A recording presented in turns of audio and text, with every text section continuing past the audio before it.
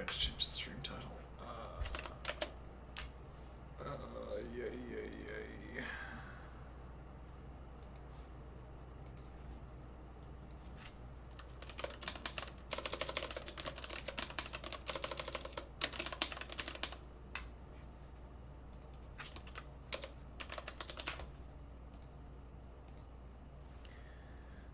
Got it. Made it. Forgot to open up chat. Forgot to turn on my hotkeys. Oh no. It's all falling apart, chat.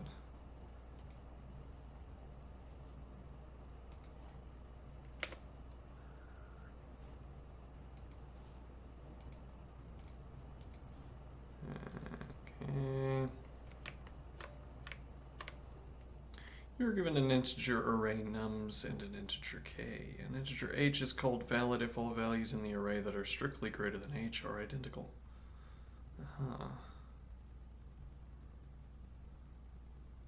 For example, if nums equals 10, 8, 10, 8, a valid integer is h equals 9 because all nums I greater than 9 are equal to 10, but 5 is not a valid integer.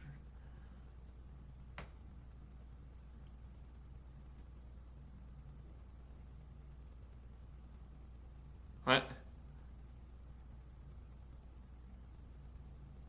A valid integer is 9 because all nums I greater than 9 are equal to 10, but 5 is not a valid integer.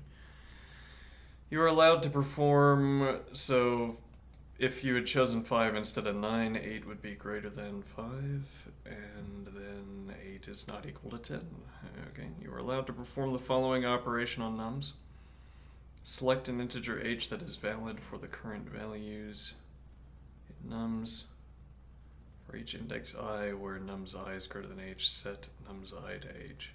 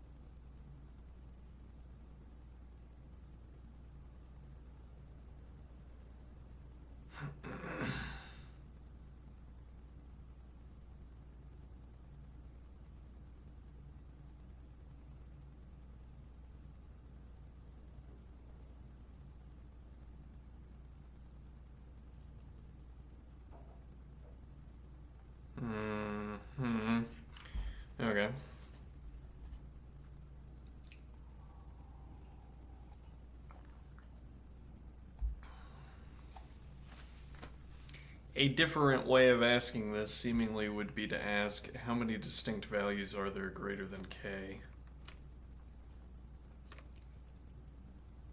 And then additionally, are there any values less than k?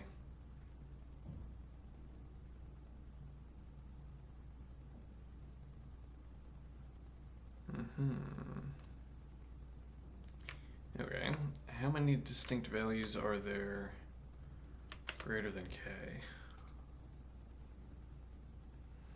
With the point being that then you merely have to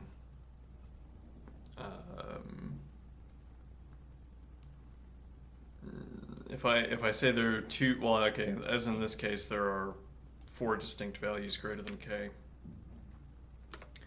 All right, then I reduce 9 to 7, I reduce 7 to 5, I reduce 5 to 3, and I reduce 3 to 1. Now I say reduce. That makes more sense in this context, maybe where we would have 3 distinct 5s. We would have 3 5s, 3 5 entries. We could reduce them to 4, which is the operation that we have. Select an integer h that is valid for the current values in nums. 4 would be valid.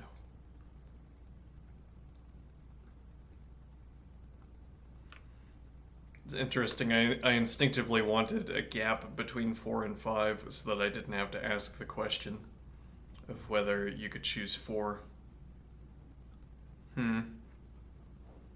If this were 6 instead of 5, then certainly... If this were 6 instead of 5, then certainly we would have...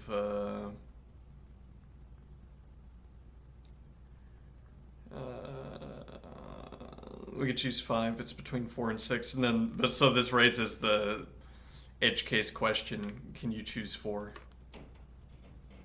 Always good to avoid the edge case question if you can, I guess. Well, if you never have to ask the edge case question, then you might as well avoid it. In this case, though, we have 4 than 5, so.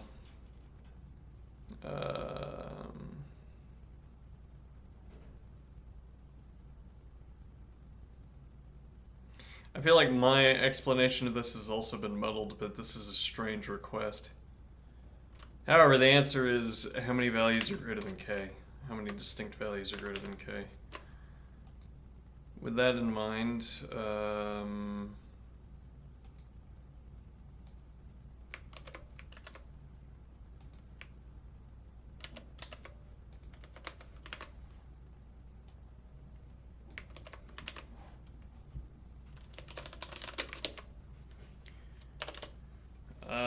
okay.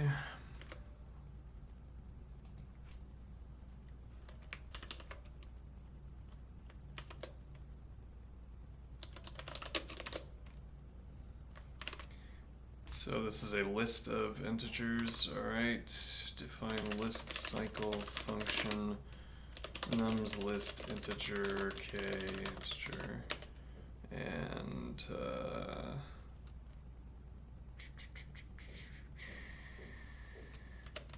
greater than k set.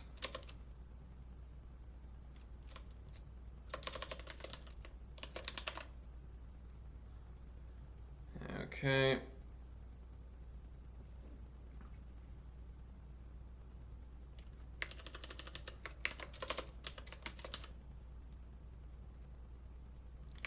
In greater than k set. All right.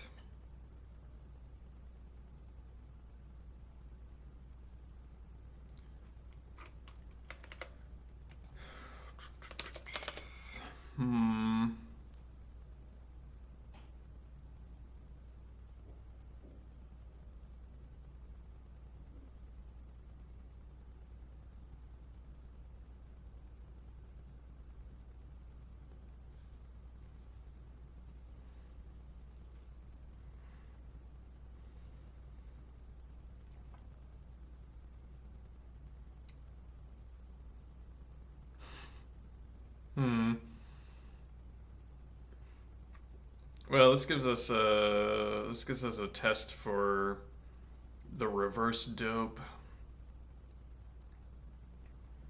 idea from yesterday where we constant element on, reverse it to the end.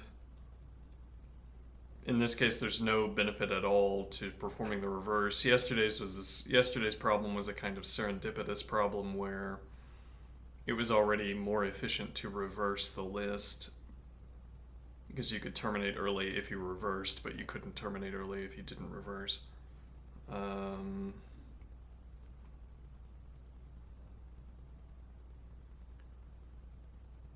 Here, there's no benefit to reversing except to put the dope into place, but that would be, it'll be easy to test whether that's efficient or not. Okay, cond.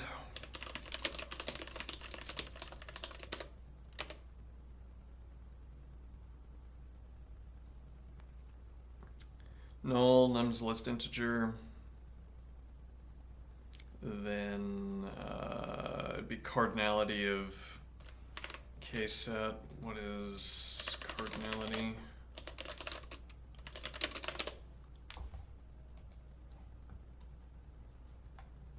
Count. Set count.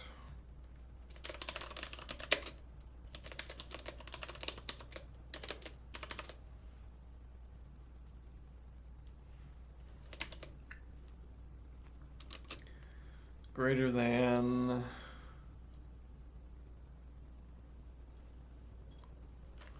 should it be greater than or equal to? No.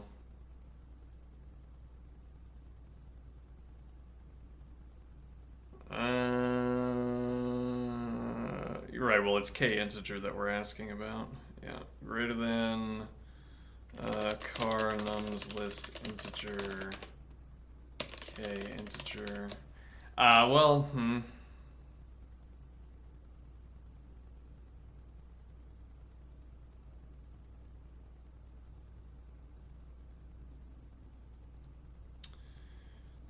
let's think here. So, yeah, in this, we could try asking this question. I don't know if we're gonna get a good answer or not. Let's see. So if I say,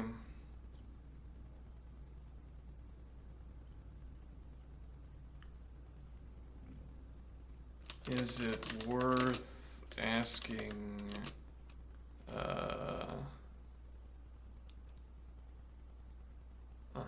is it worth checking whether an element is already in a hash table before adding that element to the hash table?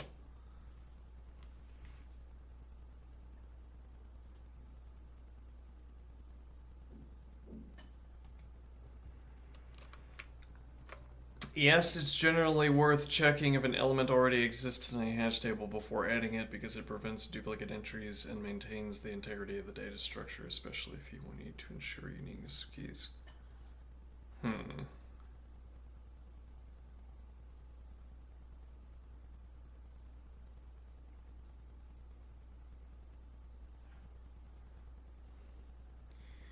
Purpose of hash tables. Designed for efficient storage and retrieval of data based on keys. They use a hash function to map keys to indices in an array, allowing for near instantaneous lookups.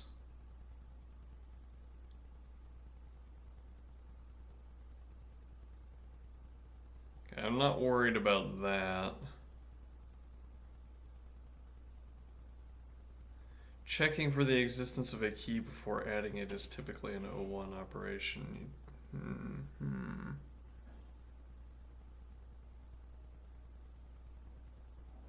I mean, actually, the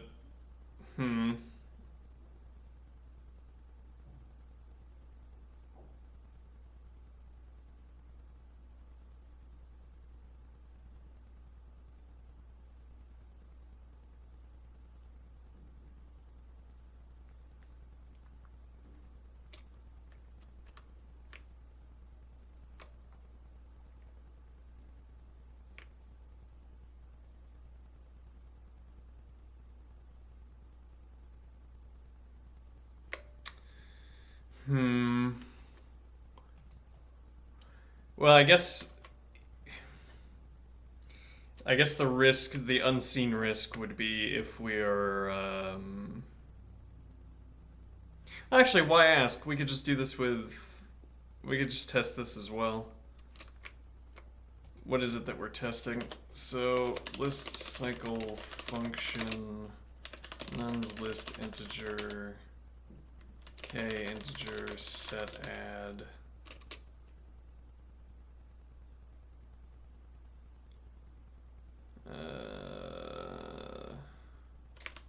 Let's see, let's add this Todo. We're going to have speed test with always set add, speed test with reverse dope. Dope reverse maybe would be okay.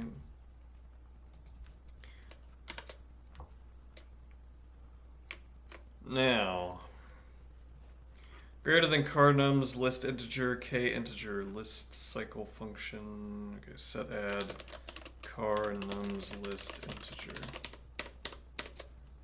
Okay.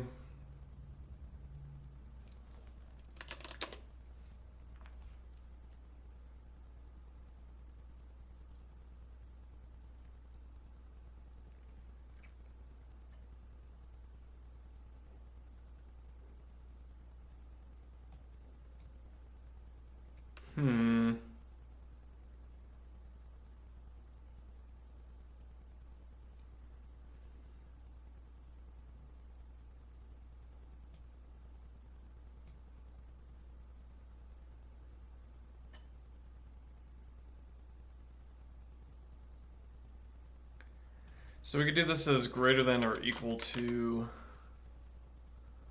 and this would be an if statement. If set member in greater than k set k integer, then sub 1 set count, otherwise set count in greater than k set.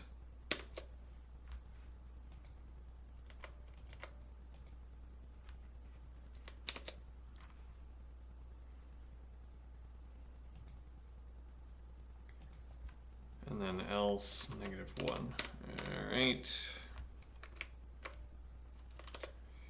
Sure. So 9753.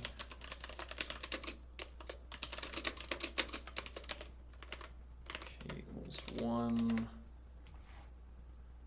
And no. Last form, right?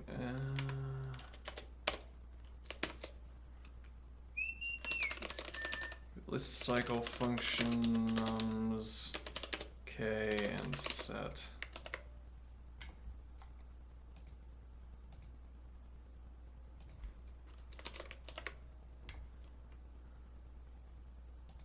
So that in greater than k set.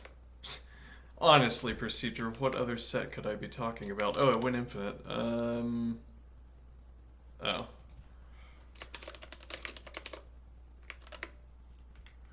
Alright.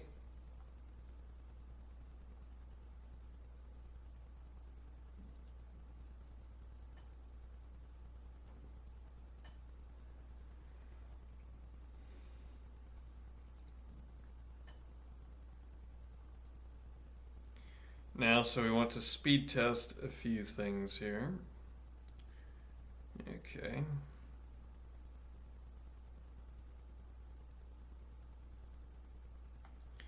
So we're going to get a random seed.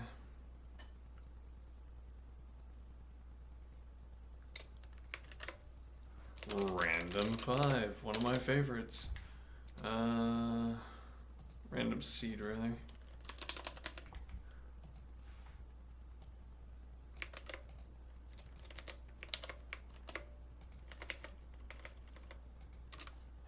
Okay, now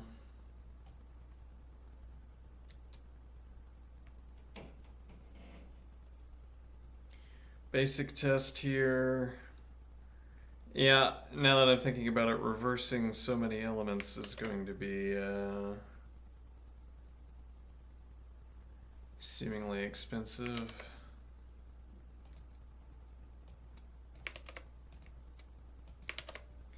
Alright, list generator.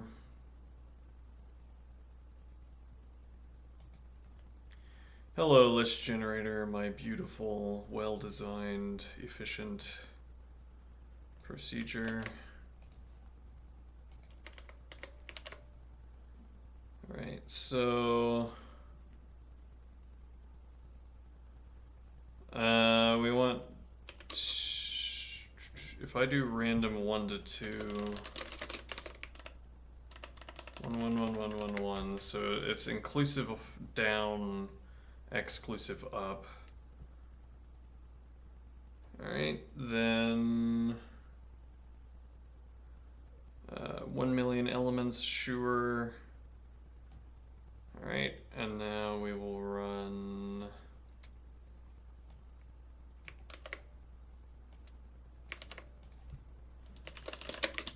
min operations, nums case, this will be A and 1. Okay, and now I will now I will copy over. Okay. And now we will do let me see.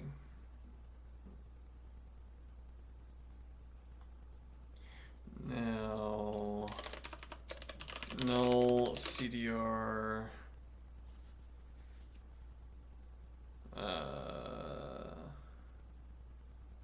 nums list integer, then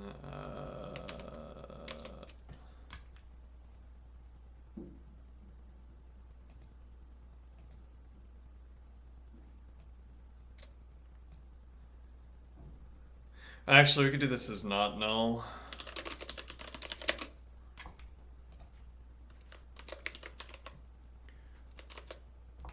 And then this else condition can be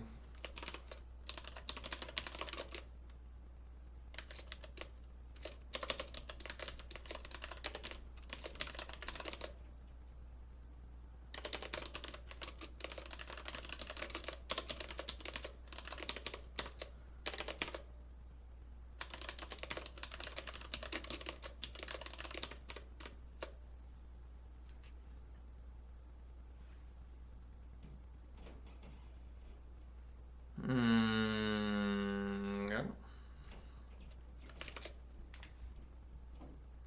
And now this will be reverse const 0 onto nums. Okay. And now the last test, we could multiply the tests here a little bit, but not sure it would really be so beneficial to do so. So we could do the doping alongside the set checking.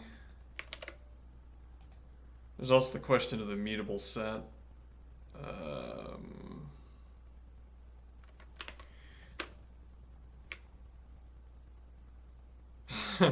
We're going to be testing with 1 million elements.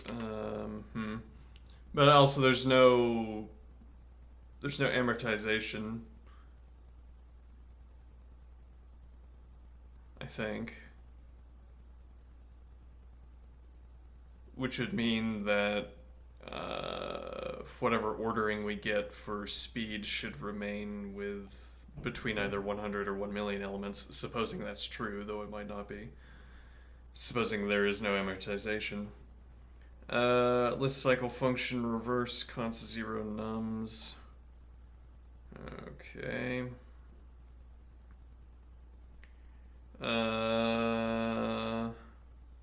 Now let's get back to just nums. Okay, and so now we're going to ask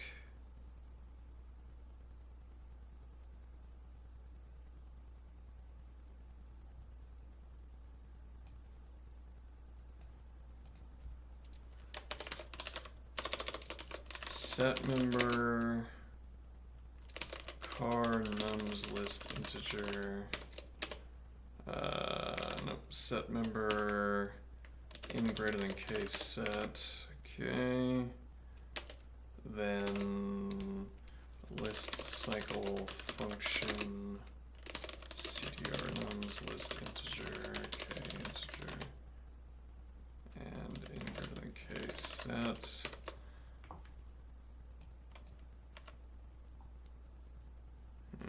Okay.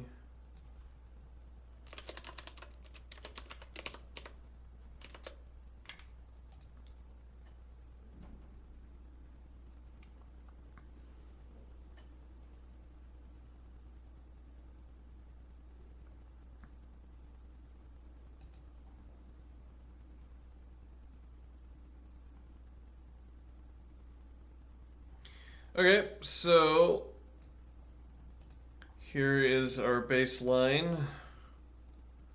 This is no dope and no checks.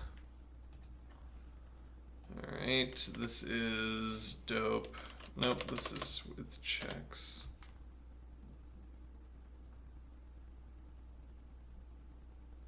No, this is dope.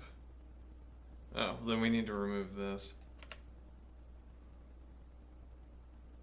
Okay.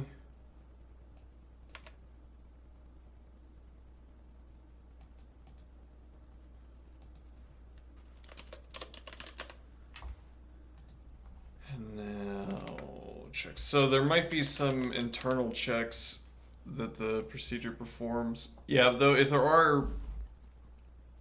are internal checks, well, okay, so rather I should say there might be some conflict detection and resolution.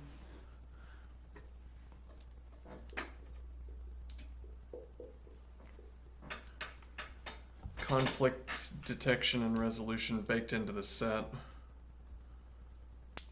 In which case, well, so there is, if there is so whatever the structure of the set, if there's conflict resolution built into it, then it's automatically performing the check. The question is whether it has to handle conflict. Yeah, but I mean, if with a set, if there is a behind the scenes check to avoid conflicts, then why would we perform the check? Interesting. No dope, no checks. Let's go. All right, 187, 194, 78.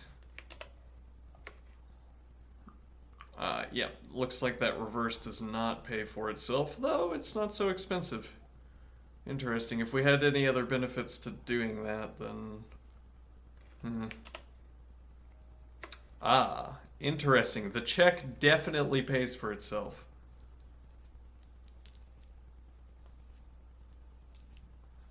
Interesting.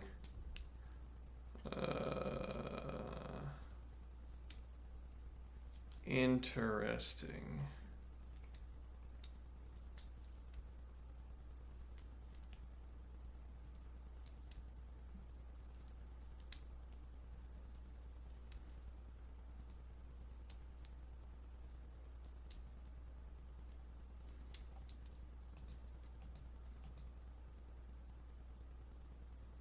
Yeah, that's almost twice as fast. Let's give this another run. So that's 200.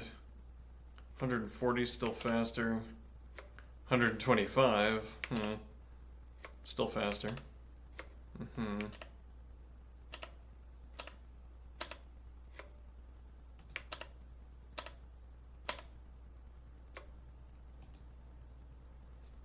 Okay, some reason this cost is coming down. And I guess doping is going to go down.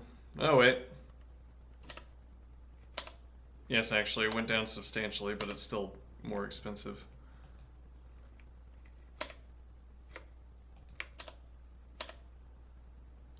So it seems like this is the best option. Okay.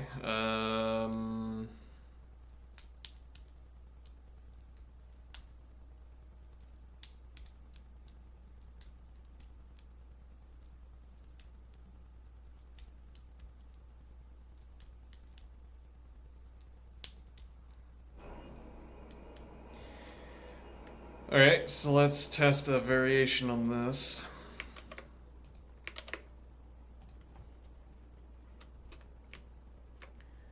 Okay, this is going to be...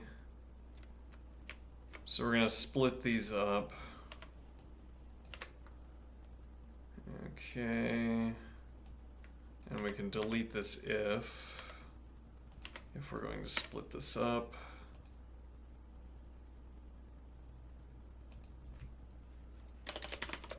Equals car nums list equals car nums list integer. Okay, integer. Then. Oh, actually, you know what we could do?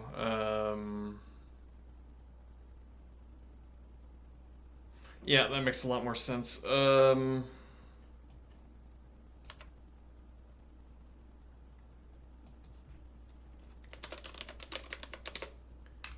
Set K. Just put it in the set to begin with.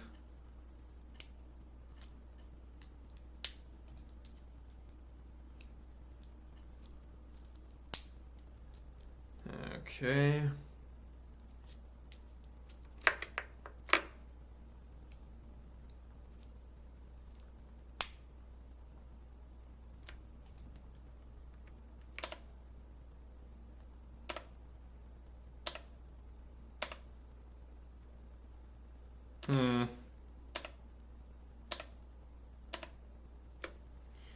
Okay. Cleans up the code a little bit.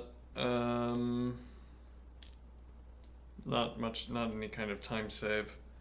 Now a lingering question, should I do... We could do if into cond.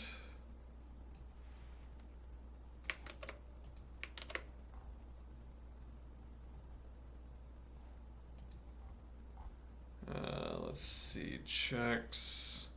I think this is just the preferred version of checks.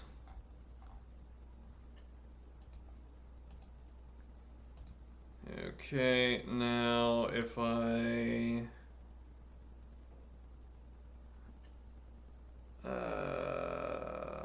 give myself a let definition, if I make this if into cond,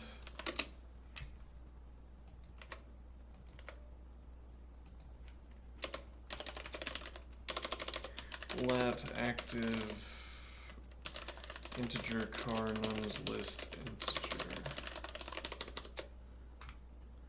Okay. Though this...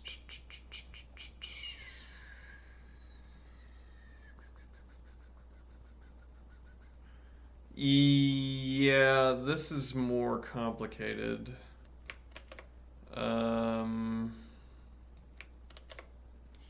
What do I mean? So this let definition is going to pay for itself, if at all, by passing into case 2. It's not clear that it's going to pay for itself, it might not, but it would only do so by passing into case 2. Okay. However, because we have a million elements and we're restricted to the range of 2 to 100, the odds that, well, eventually we're never going to pass to case 2.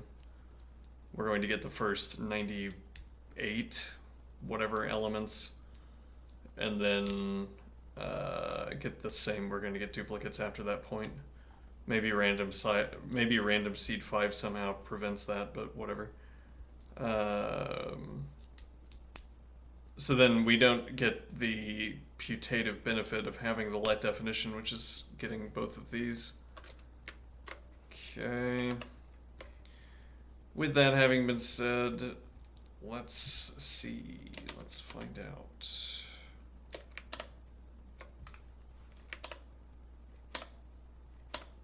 It's like it's more expensive on average, maybe.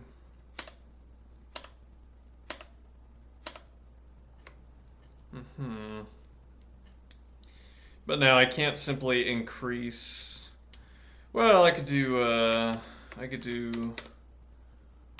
e.g. 100,000, but then we would need to test both.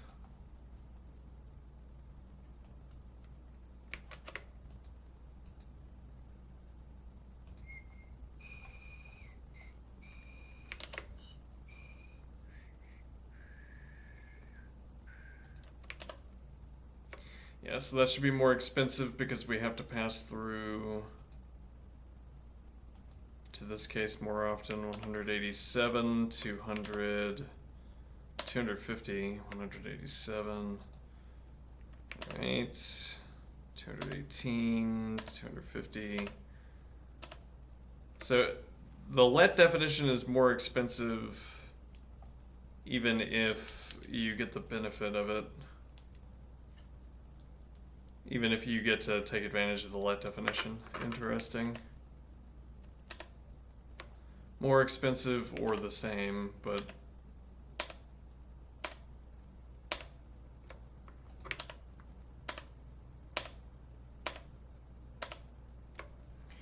okay. And then I guess the point there is that my interpretation here is that nums, we're taking car off of nums. Okay, this is just where we have the value stored. Why would I rather store it in a let definition than at the front of a list? Okay.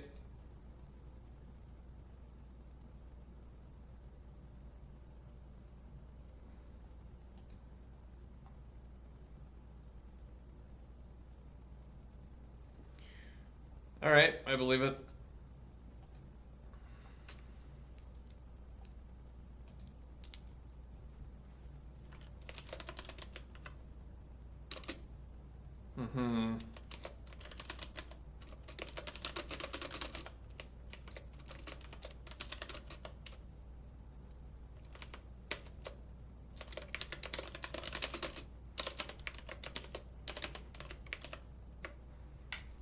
I don't think that works. Yeah, you'd have to. Never mind.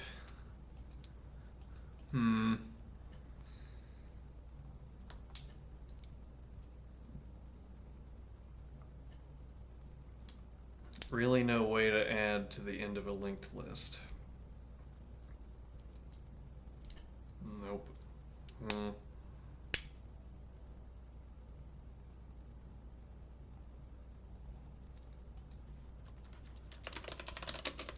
Define a hold on, immutable lists. Racket immutable lists.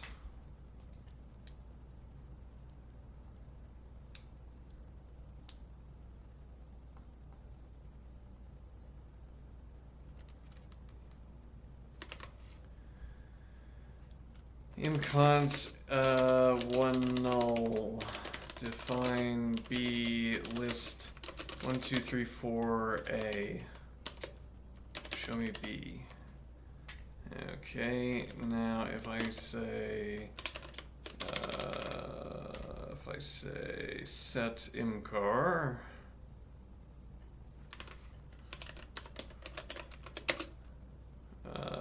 A to 5, and now I ask for B.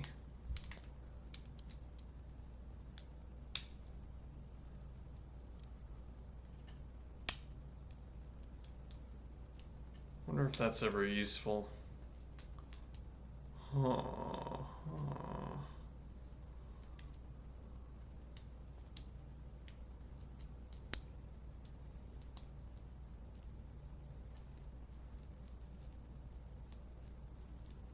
At least retaining the ability to adjust what's at the end of a list, albeit not move backward from the end.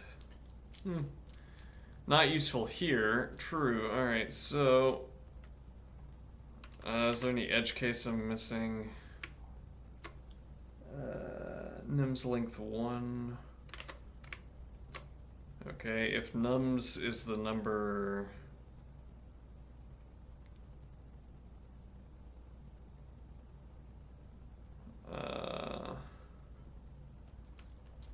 list 5.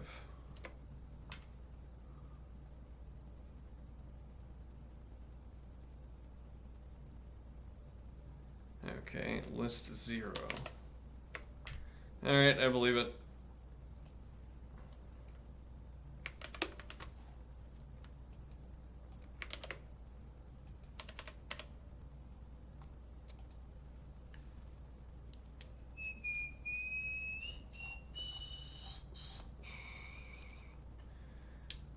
Runtime 200 milliseconds, that's not good.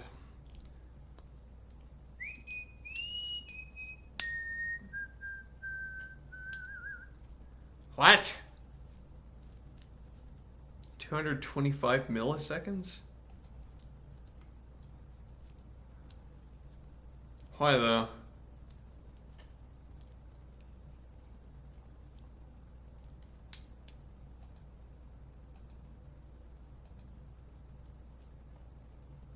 I mean, there are 969 test cases, but...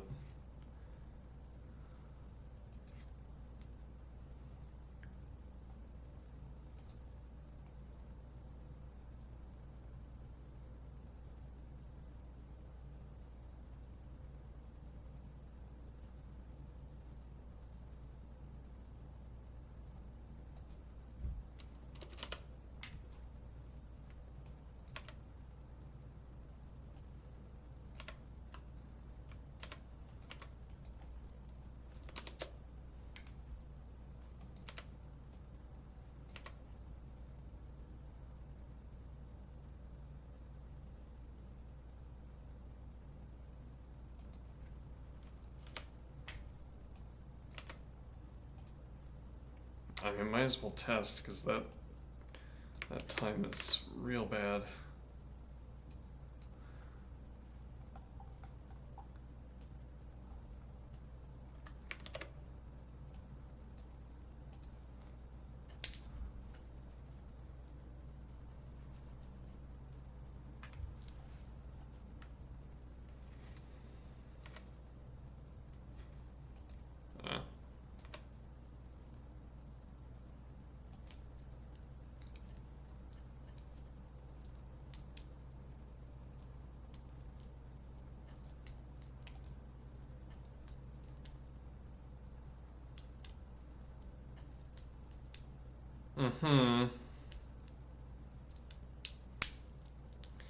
Here we decline to perform the check, and we get a better time.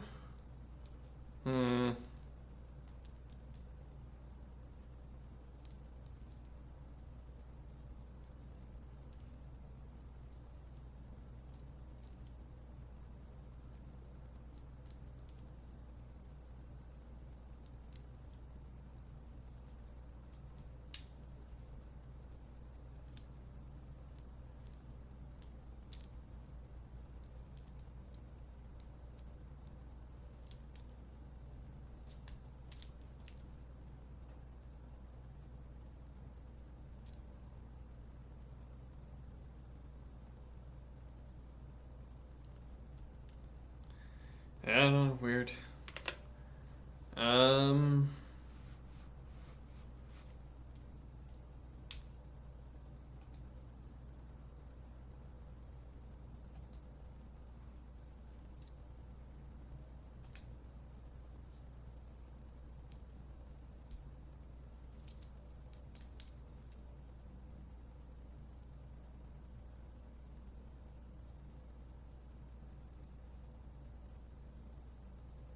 3 milliseconds.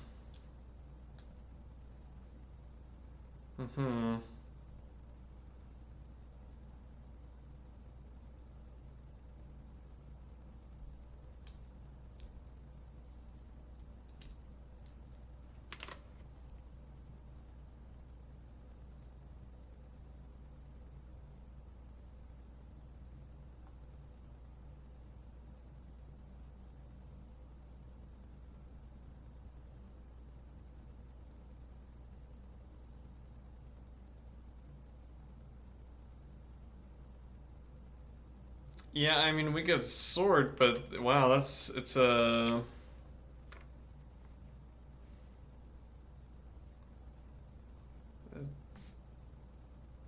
198 millisecond gap.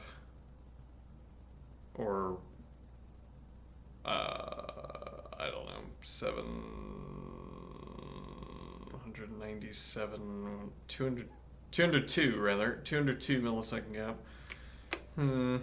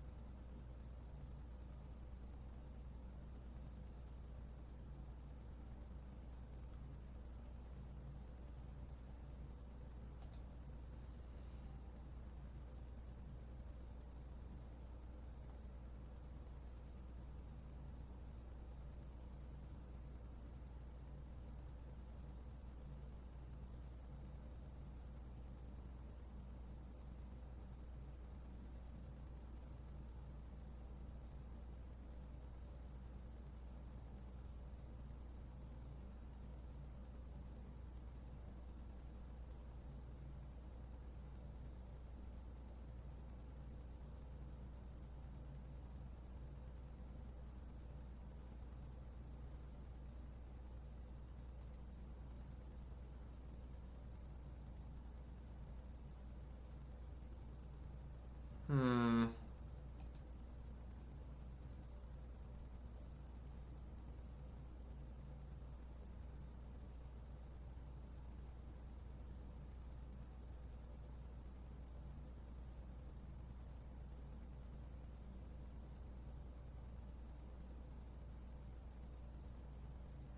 I don't understand this explanation. Hmm.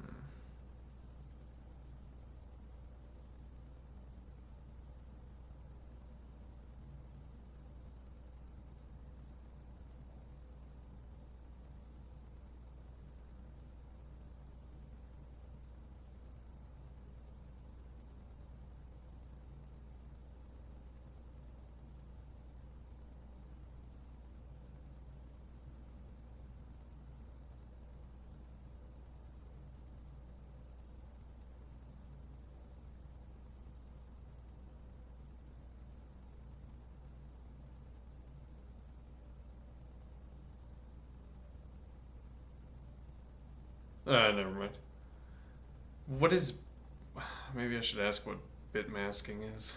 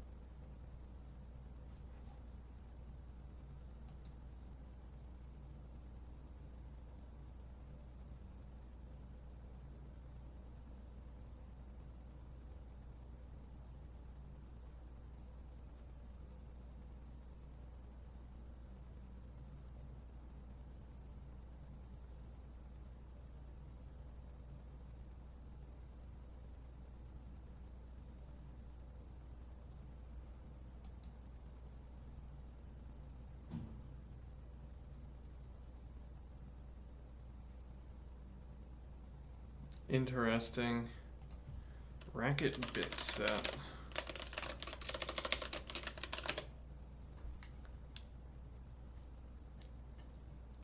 I don't think we're gonna have that, no.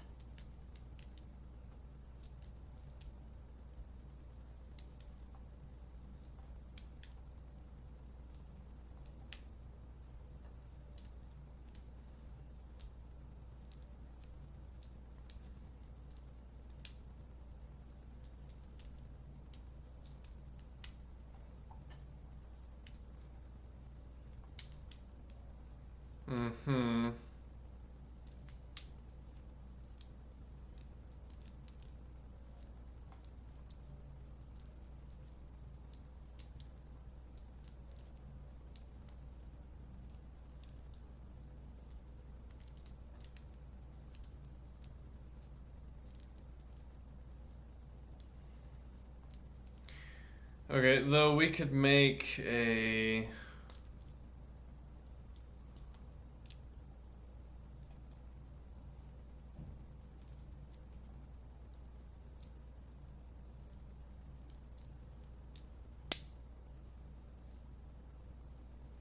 Oh, string to number, what is that?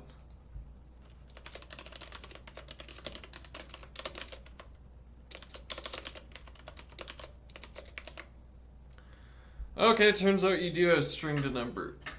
Okay. I didn't know that we had string to number. Avoided some frustration.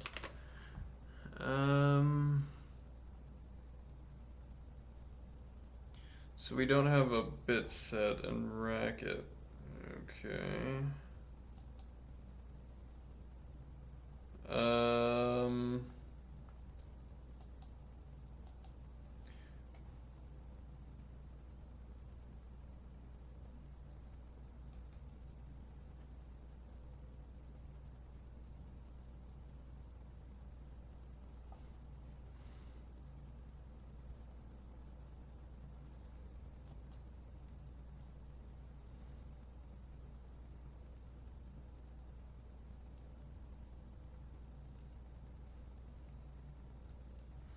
However, we could initialize a vector with 100 elements. I don't know if that's a good idea or not, but we could test it. I mean, we got 225, which is pretty bad, I would say.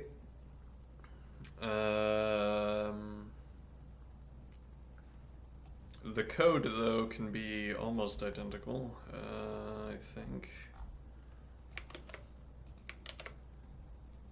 Okay. Now, so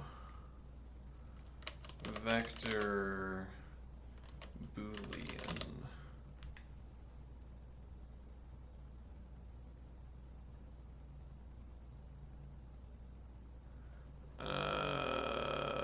We need to make it 101, right? And then the point is that we'll just keep the... let me think here. Yeah, well, the zeroth position will remain blank. Let's see. Make vector false. Make vector 101 false, and then we can run vector ref without alteration.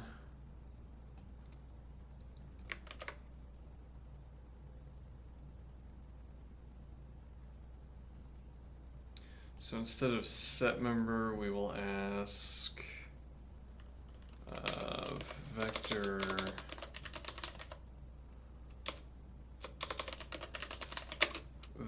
ref vector boolean car nums list integer.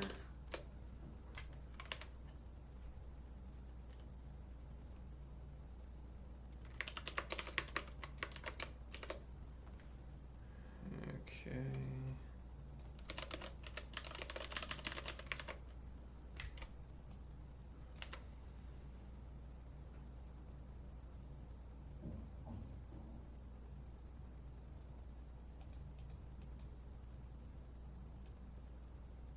Now this will be vector set vector boolean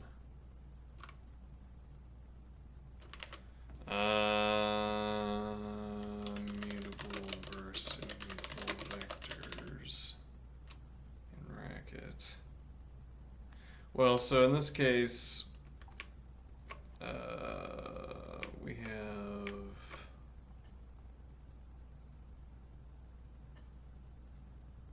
nums length 100, nums I 100, and k 100. So this allows for updating the value of the vector every step.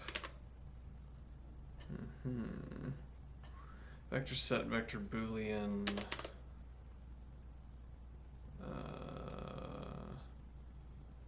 Car nums list integer.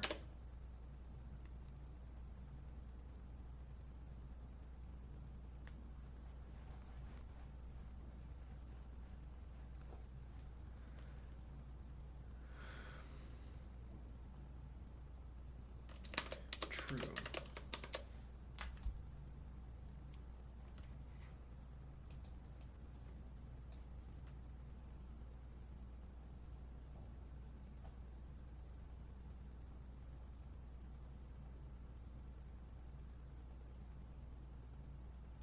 Okay, but there's not going to be an easy way of extracting the count.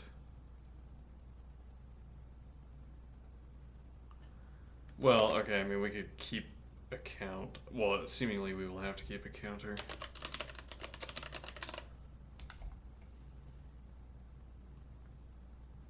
Let's see.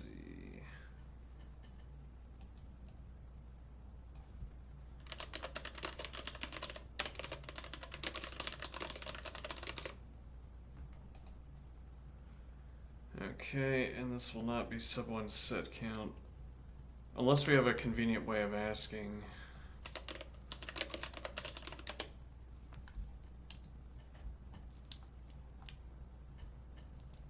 Let me see.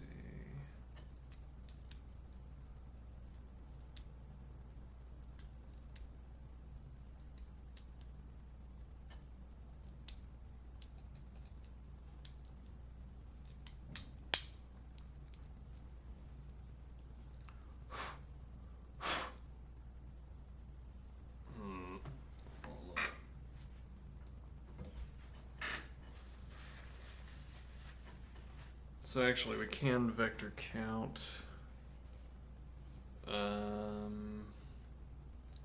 Guess we'll do some in-house testing on keeping a counter versus running vector count.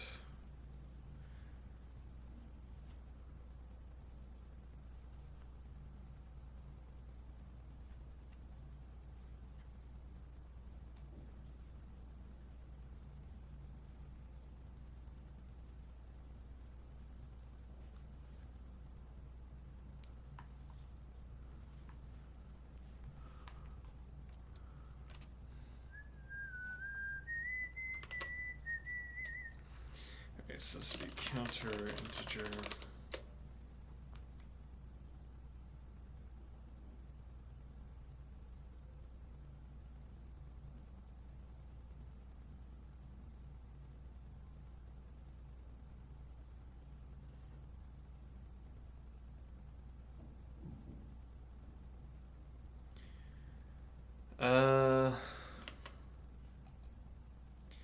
Yeah, we spotted that optimization. This author, let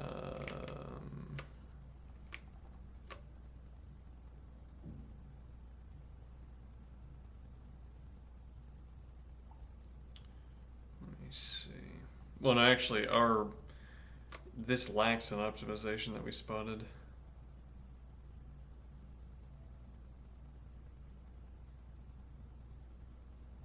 Three cases for x-min. If x-min is less than k, return -1. If x-min equals k, return. Yeah, so the trick is you put k in and then you take it back out.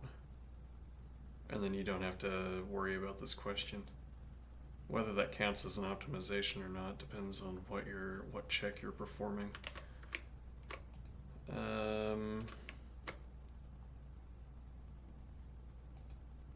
Can you perform a better check because you know that it doesn't?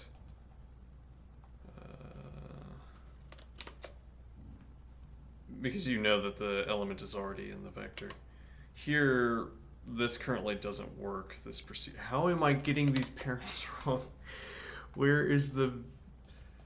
Okay, let's see. I feel like I've shuffled these parents 100 times. So it's just.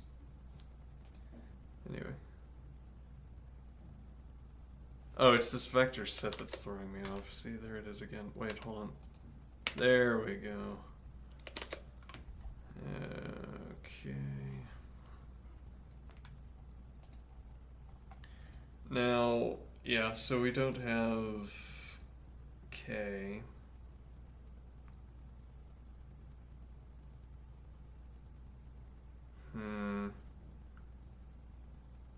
But the problem, yeah, so we're asking the greater than or equal to comparison this question again because we can't get an answer to it. Well, because I don't believe the answers to it, I guess.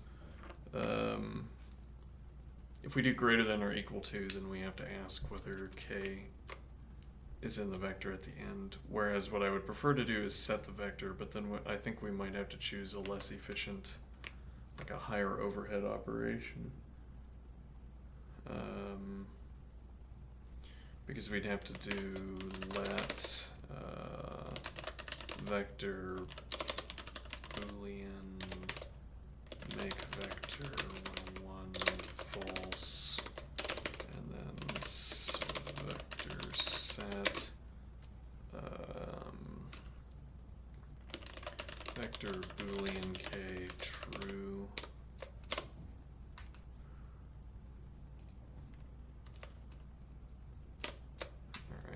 And then we're sending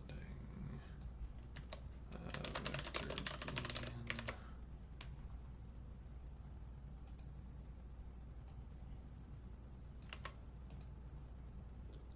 Okay.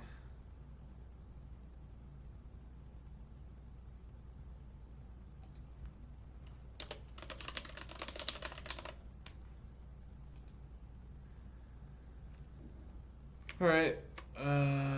Let's see. So this is restricted to 100. Well, okay, and now go. Right.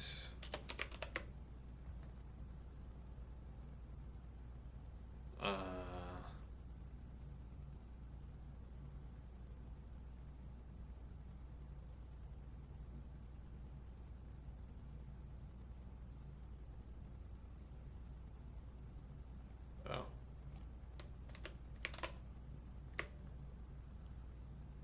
Uh-huh.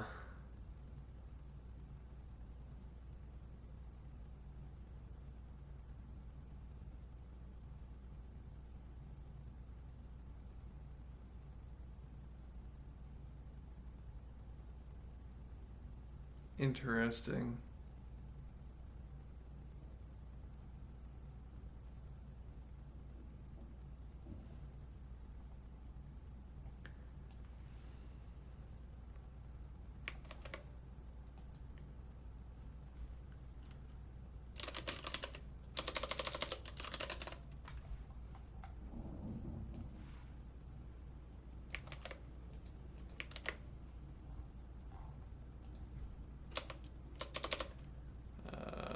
Vector count. So now we're going to get rid of the counter.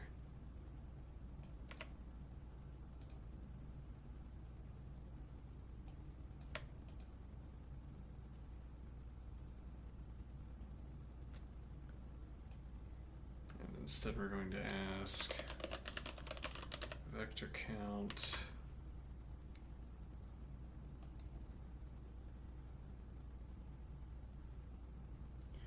returns the number of elements of the vector on which proc does not evaluate to false. Can I just do maybe values? Define make vector 100 false.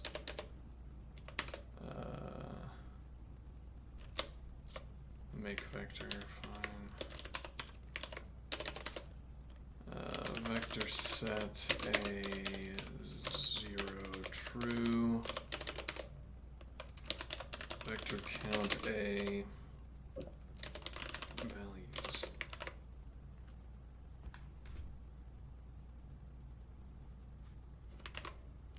Vector count values a.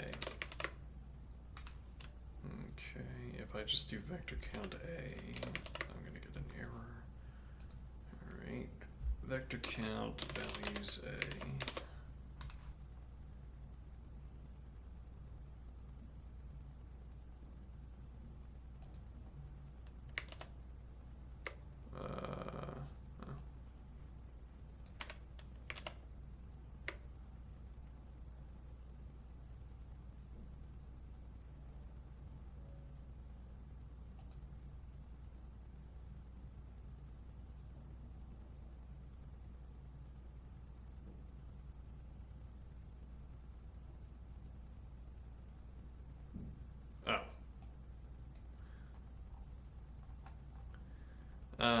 Rather, vector boolean.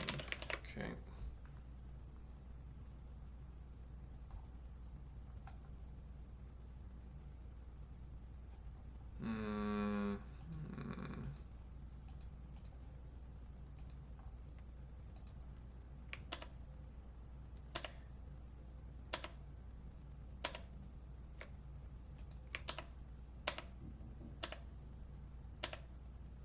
Looks like the cost is about the same.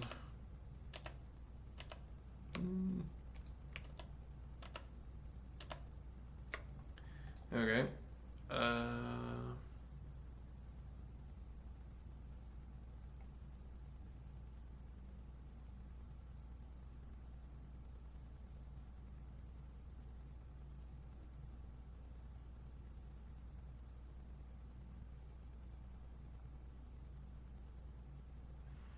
All right, let's send it.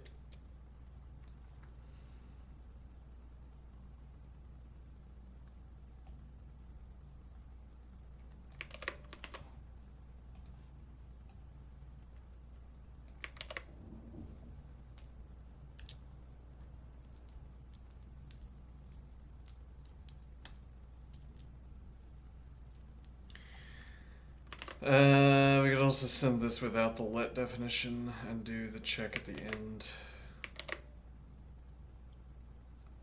Okay.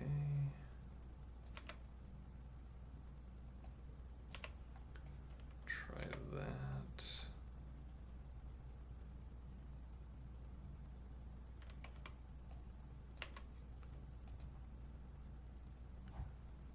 Where did this...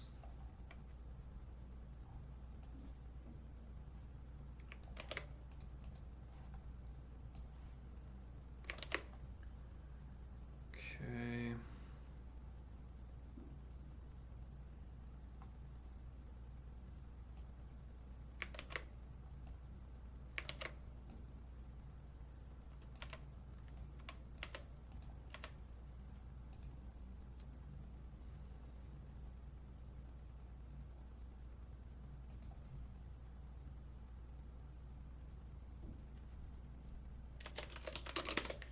If vector ref k integer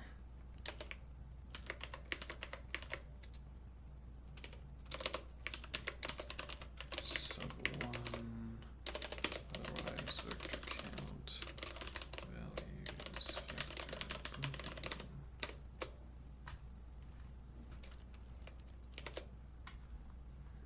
Okay.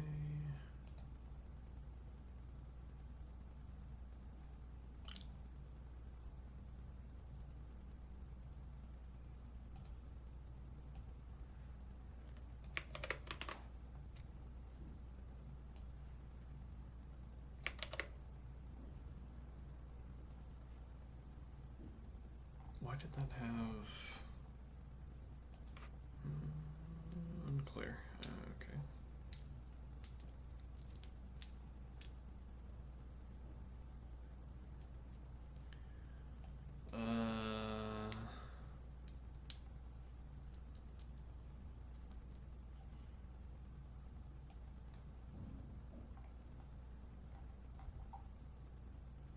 Right, this should be sub 1.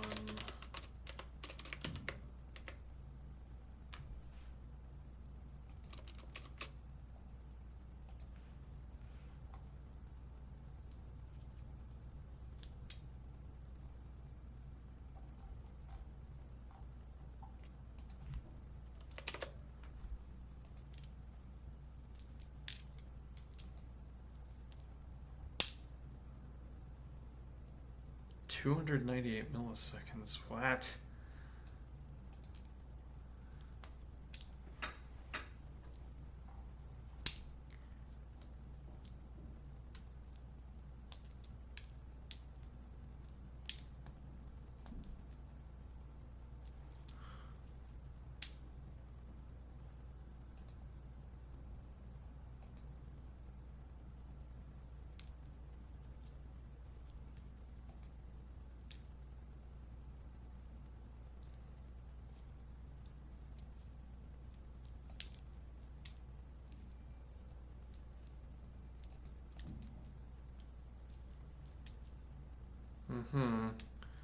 Hold on, so...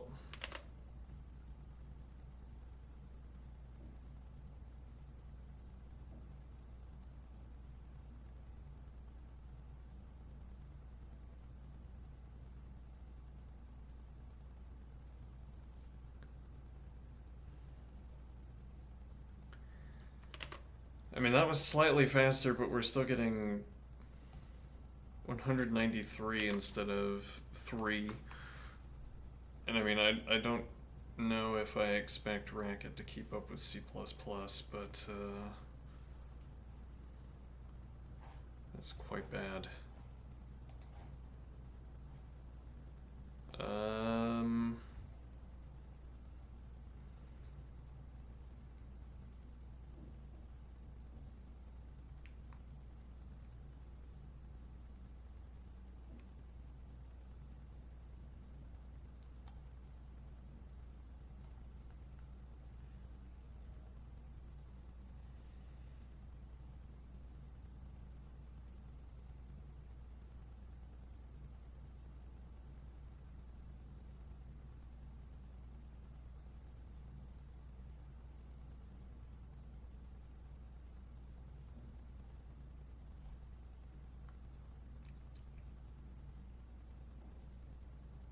I mean, it could be something to do with the setup. What do I mean? So we have nearly 1,000 test cases. I mean, people could also be exaggerating their procedures.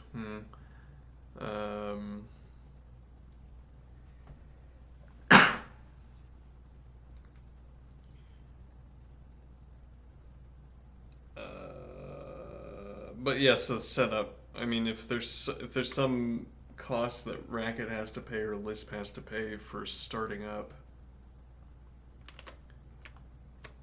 Yeah, well, I mean, this is 10 times faster, roughly. Well, five times faster actually, 5 to 6 times faster than the set-based operation, and that time savings is not showing up in the data. Well, it is. I mean, it's faster than 205, but it's not a fifth or a sixth. Actually, I mean, that would be the real interesting point here, that this is so much faster than using a set.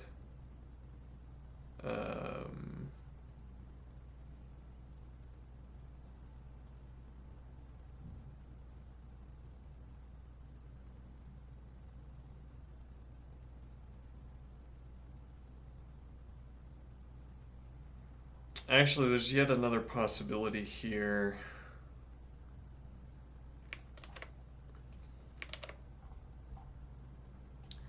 Vector count, no check.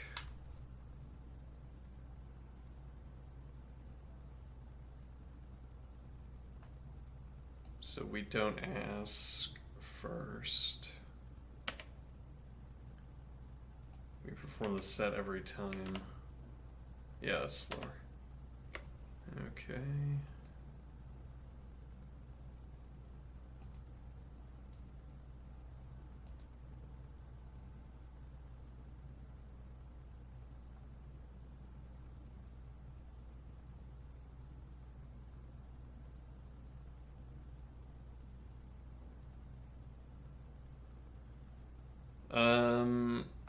Actually, another test here.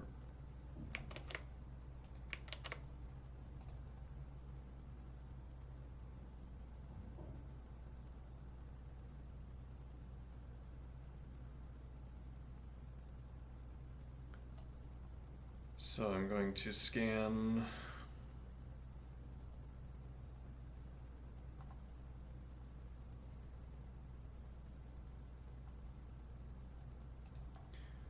Okay.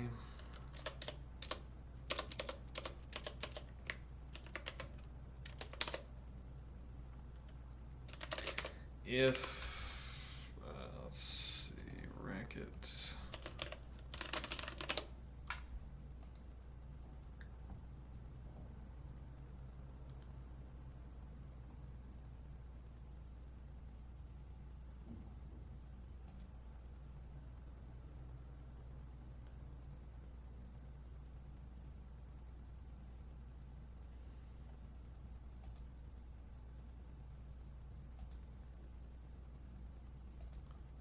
Maybe find if,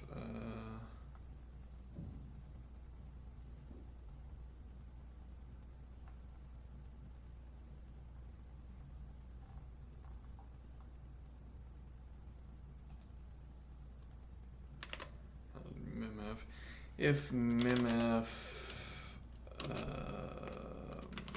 proc less than k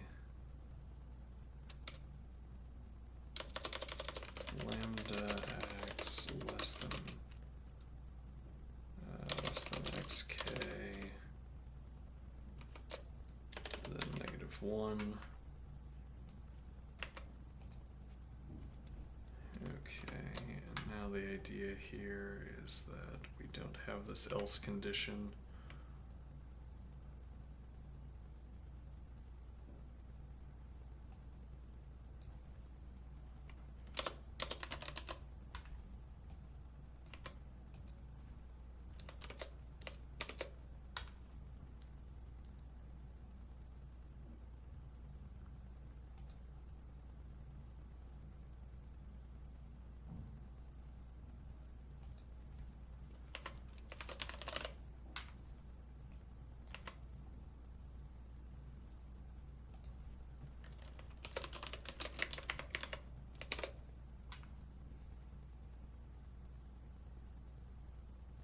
I'm suspicious about this let. Suspicious of this let. Here, not having to do a check for the greater than status, because we already know that the value is greater than, would be the putative savings.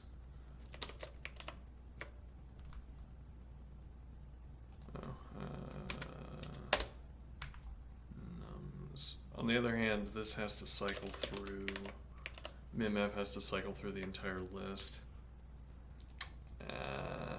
Yeah, it's a lot slower. Okay. Except for that one. That one's pretty fast. Yeah. What about find f?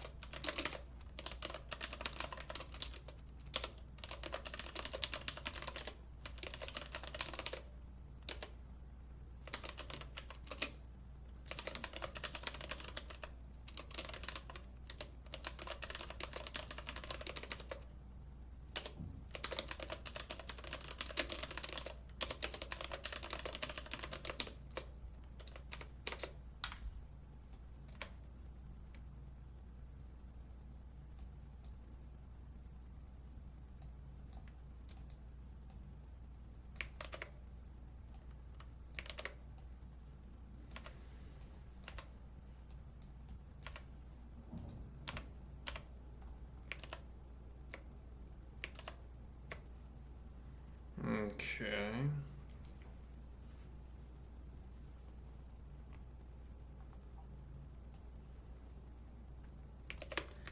Let's see what score this gets.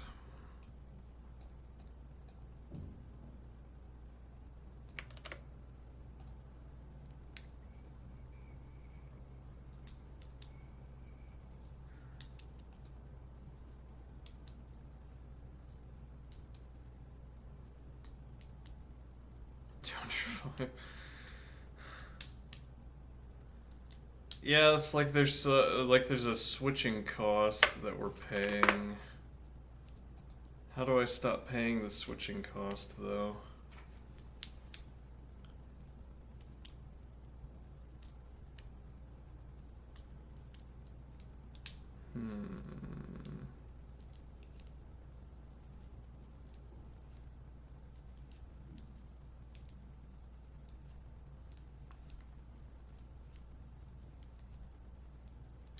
All right, here's a question, and this is a question about how leak code works.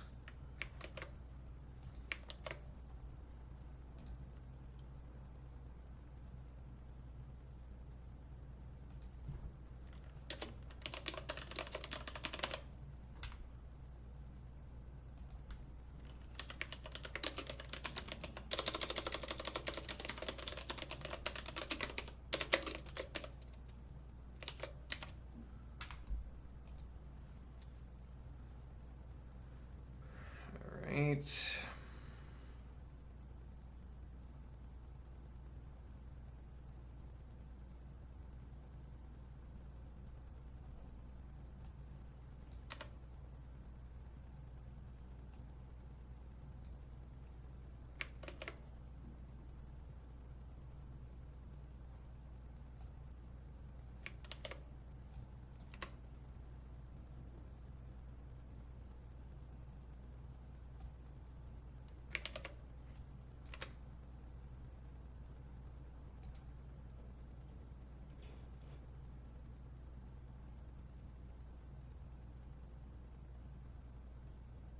Yeah, though then we can't do this.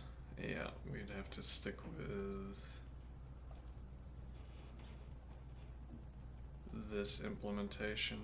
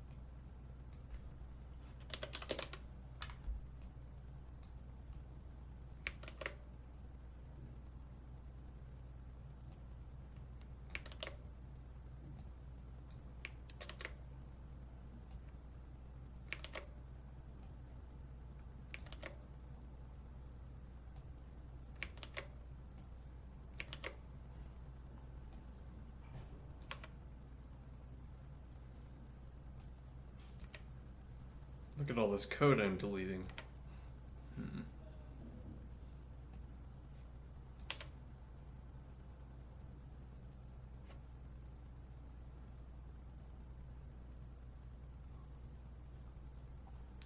Okay.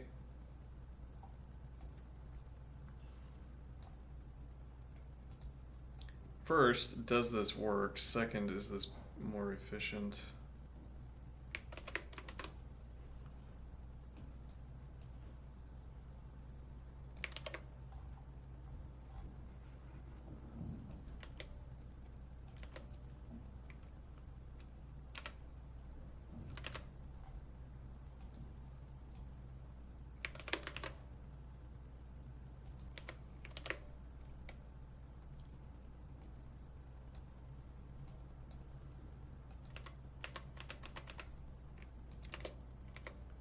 Sure.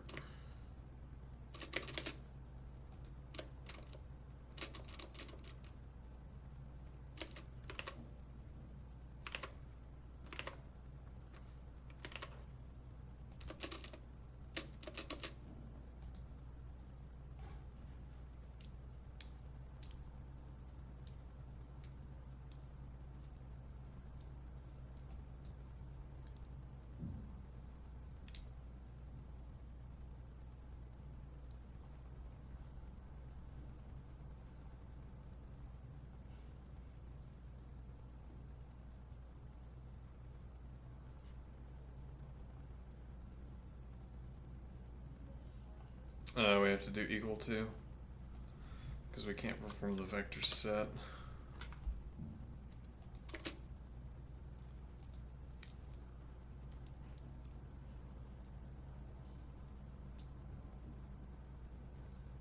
Now, if we were using a mutable vector, we could, because we could do vector set, make vector. Actually, there might be a way to do this. Let's see what score this gets first.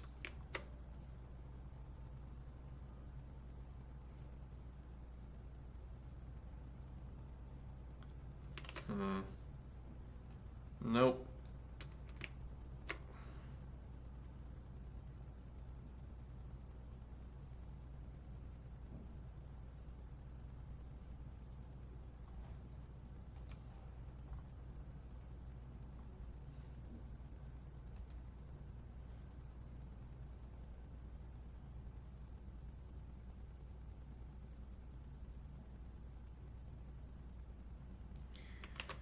Well, in this horrible bit of, in this horrible idea, what we're going to do is vector set immutable vector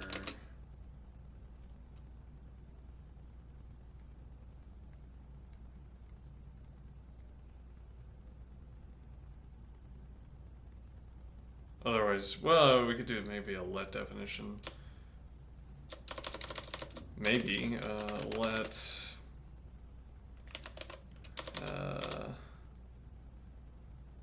a vector boolean make vector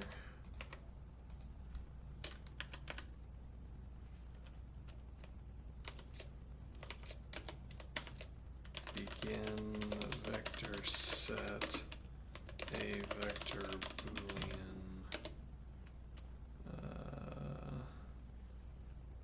k true, then return vector boolean.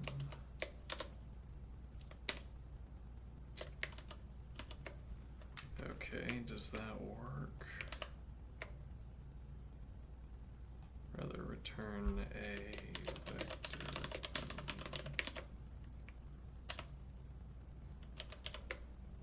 Well, it didn't go infinite.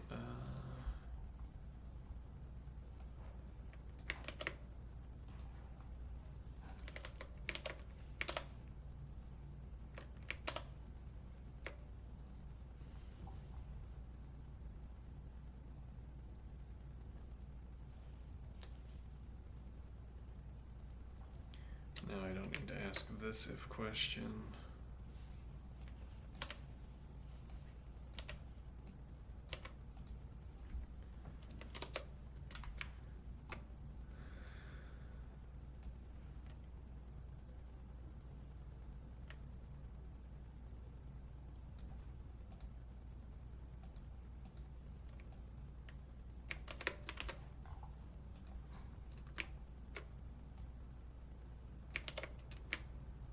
Could be on leak code. There could be some kind of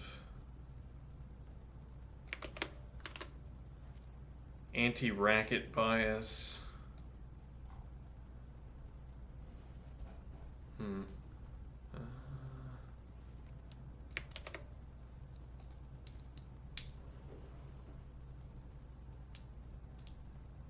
Built into the servers or something, I don't know. Oh, look at that. 180. It looks like it's the best we're gonna get. Hmm.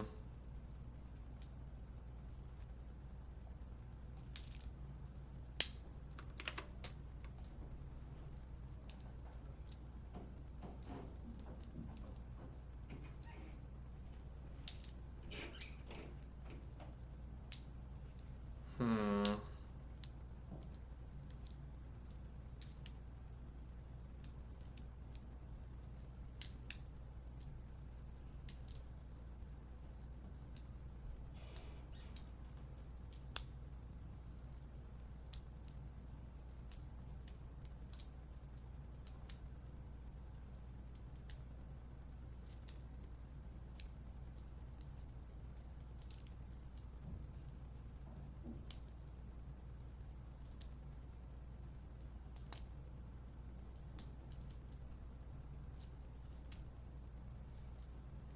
Well, taking this approach, when possible, might shave off some milliseconds in the future.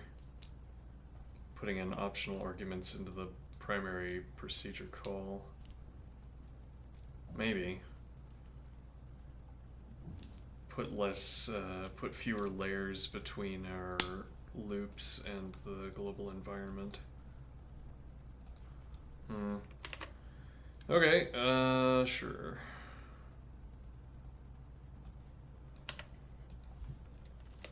Bracket 180 milliseconds.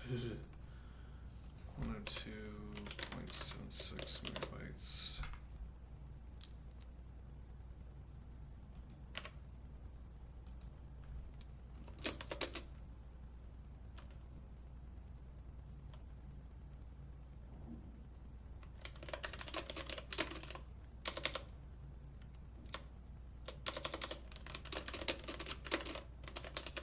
Best of many variations.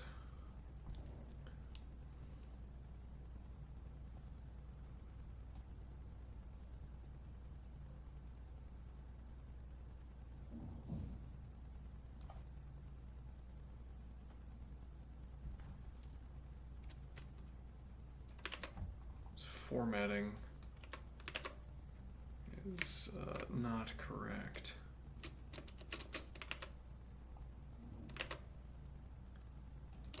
Manual formatting, unbelievable.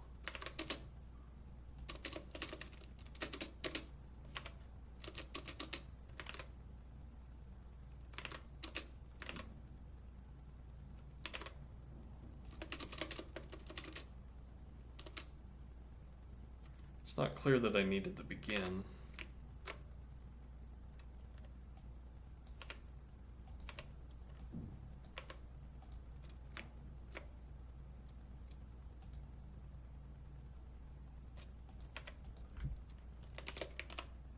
I did not.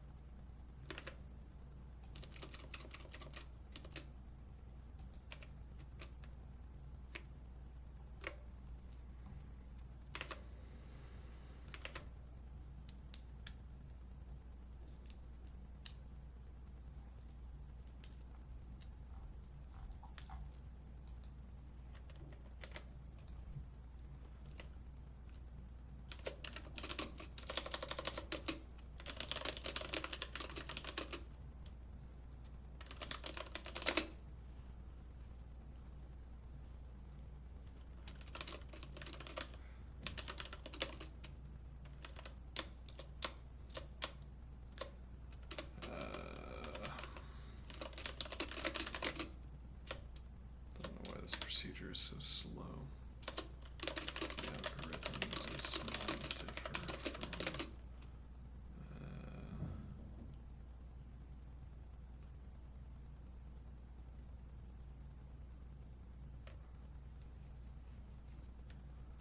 Solutions 60 times faster.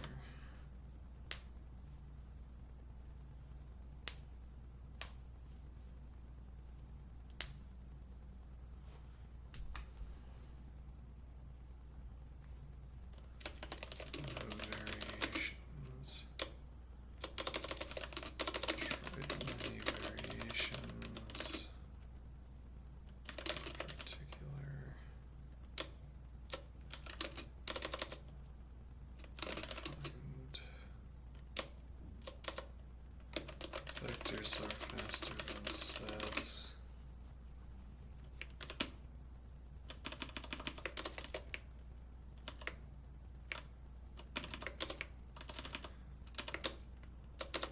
The vector is faster than a set.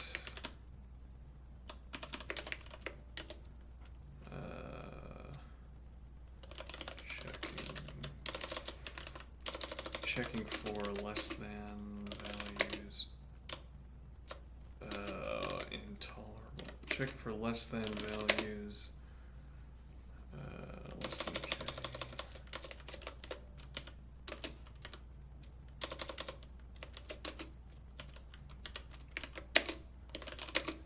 Checking for less than k values.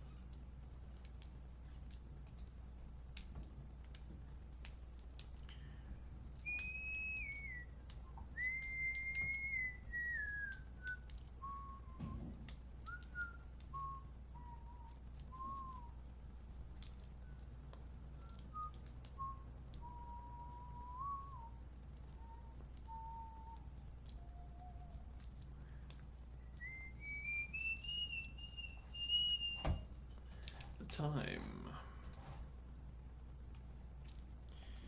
Alright, get some leg exercise in.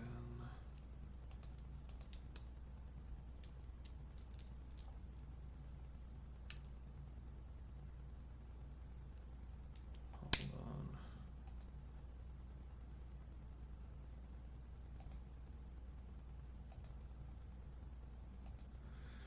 Used to racket in college. It was crazy to keep track of everything. Would like to take a look now and see how you do in pure functional programming.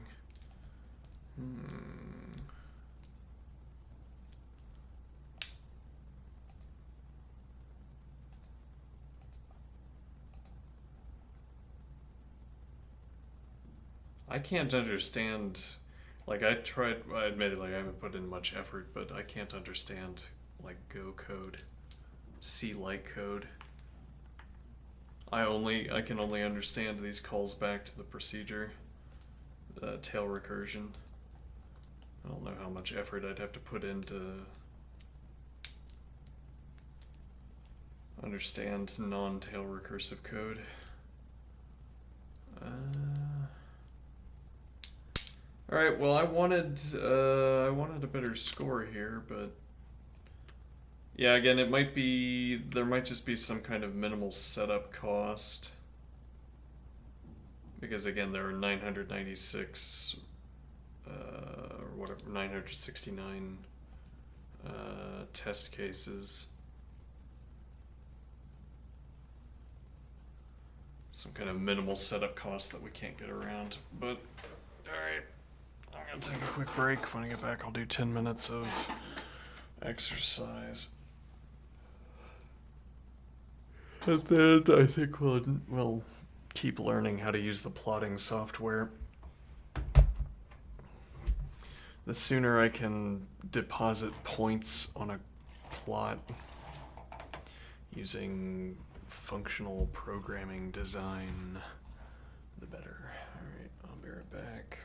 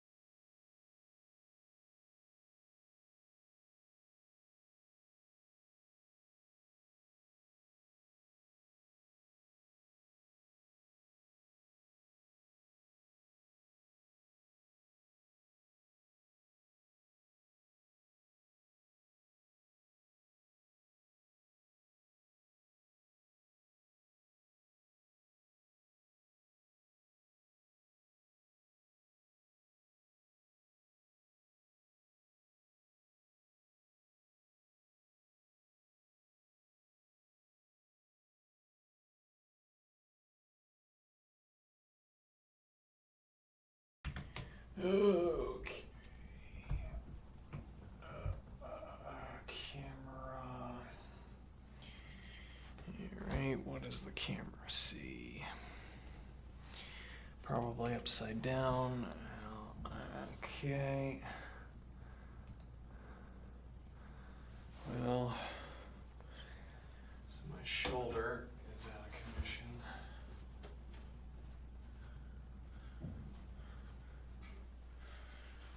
So I don't want to do upper body.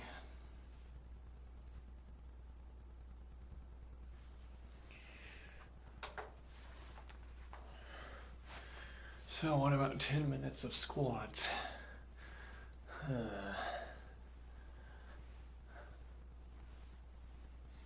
Is that feasible?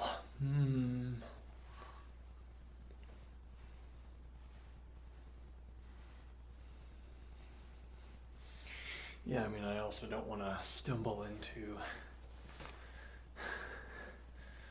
putting my knee out of commission, but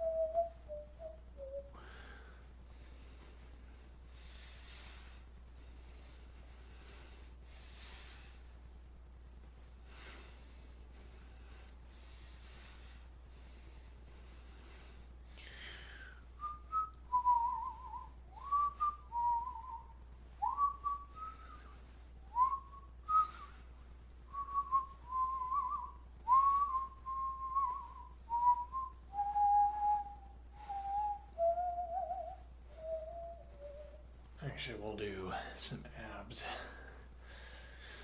as well, instead of doing 10 minutes of squats.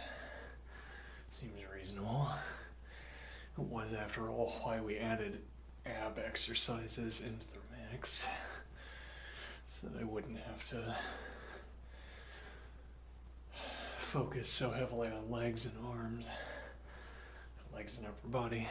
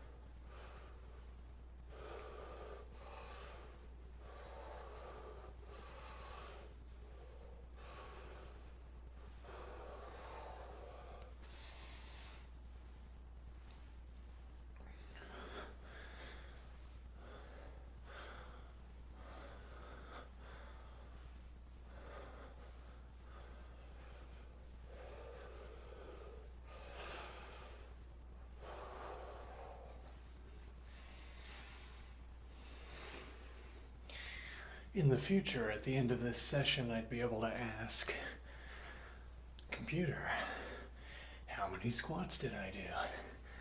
And the computer would say, several hundred. Okay. X quantity. Oh, neat. Interesting.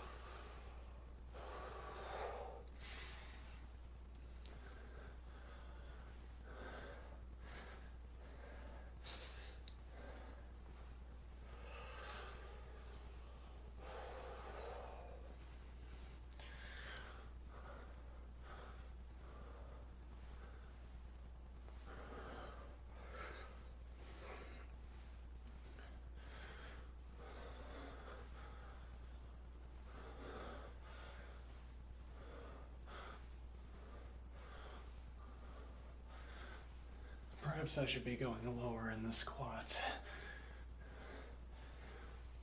A bit late into this 7.5 minutes of squats to do that, but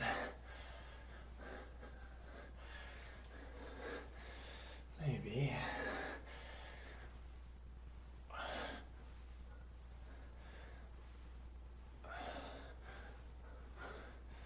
All right.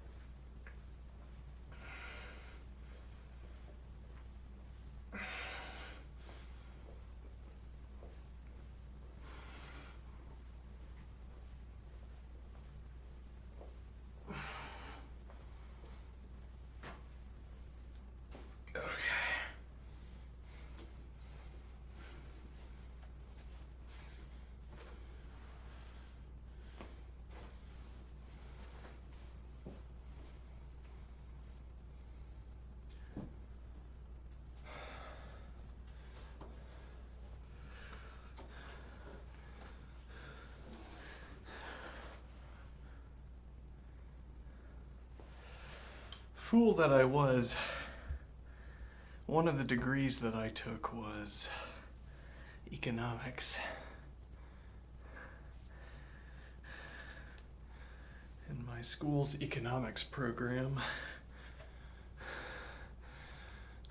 taught as part of our senior thesis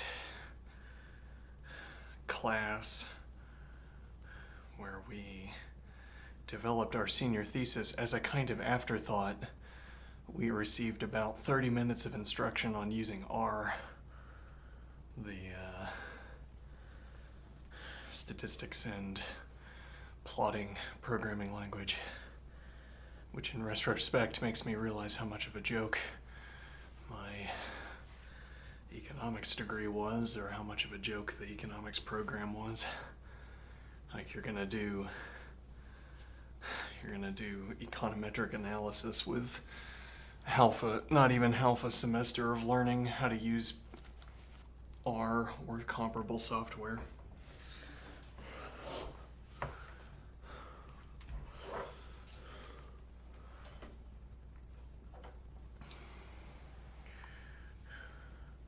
It's like one statistics course was required.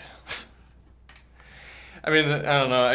I did kind of the minimum required for everything, because I did the minimum required for multiple things. In one of my favorite phrasings, I half-assed 3 things. Ended up with 1.5 whole asses.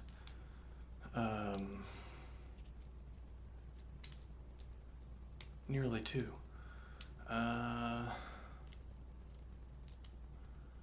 What is my point? Right. I wonder if they teach Python. That's the idea of, well, so like we're looking into learning how to use the graphing software associated with Racket. All right, and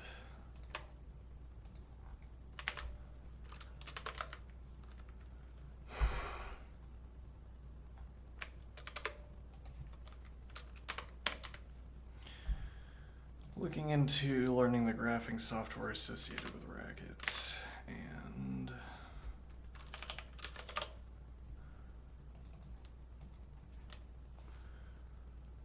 right, and we're also learning Emacs at the same time, and we're learning set theory. Yeah. The point of this being,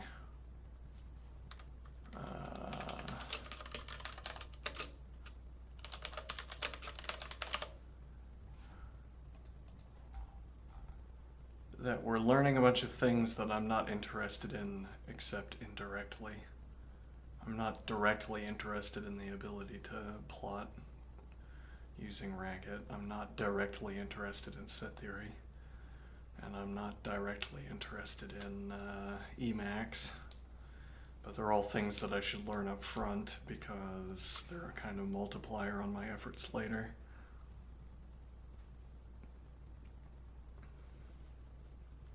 Okay. Similarly, I'm thinking a math degree that doesn't teach some programming language up front would be deficient.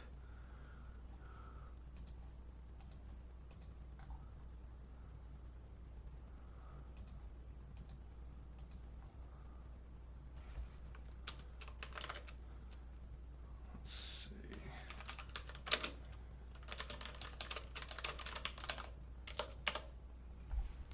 All right, so let's get out of some of these.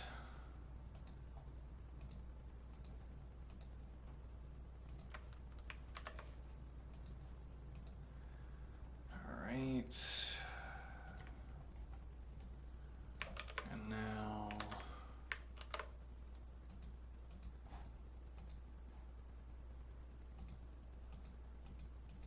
spend what time remains.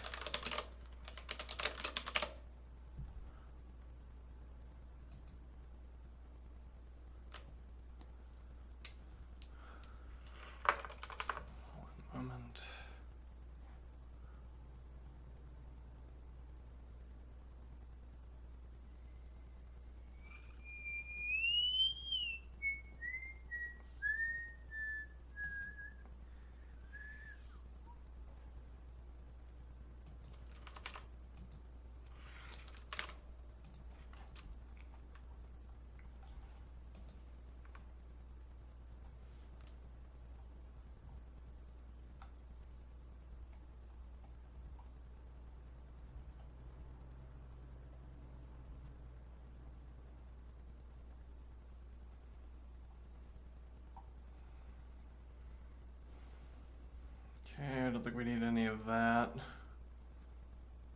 mean, there might not be much more to this.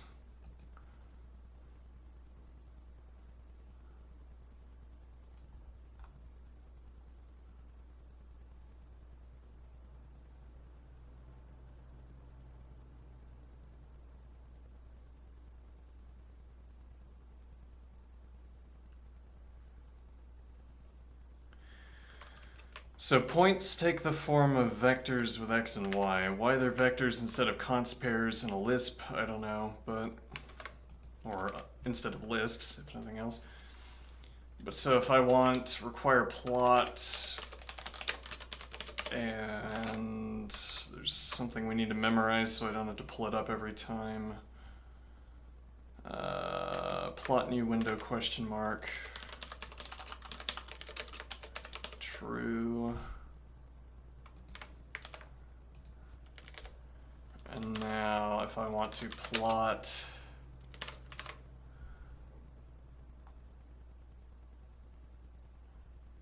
let's see, get out of that. So we need to do points. And if I do vector 1, 2, do we need additional arguments? Expected sequence of greater than or equal to length 2, so we need more than 1 point. Yes, what would be the point of plotting 1 point? Though for that matter, what would be the point of plotting 2 points? Interesting. Does this need to be in a list? Yes, because map is producing a list. Okay. We can give it a shot anyway if we want. Vector 2, 3. Nope. Alright, list. Standard formatting will do this. Okay.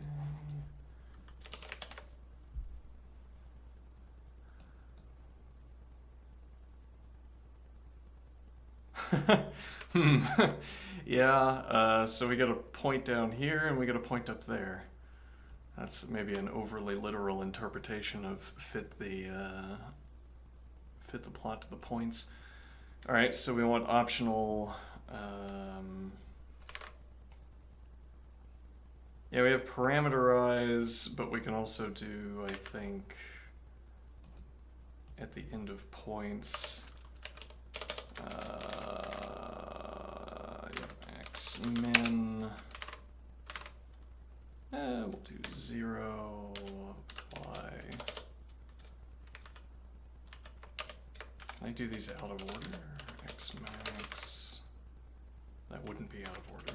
This would be out of order. Y min. Yes, indeed.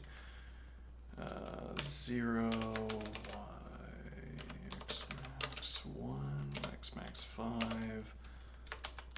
y max 5.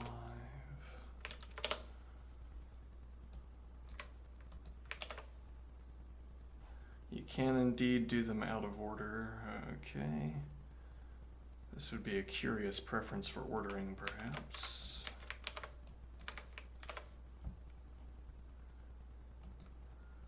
Okay.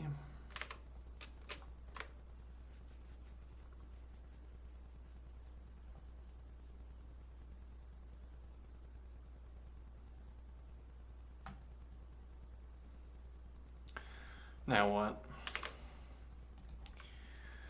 Yeah, well, I mean, it's the same with standard programming. Like, you think your initial, when you're first learning programming, you're thinking, all I need to be a better programmer is to know more primitives. If I just knew more primitives, I could do more with my code, which is true, but it's not the primary point. What do I mean? What we lack is imagination for what to do with our limited capacities.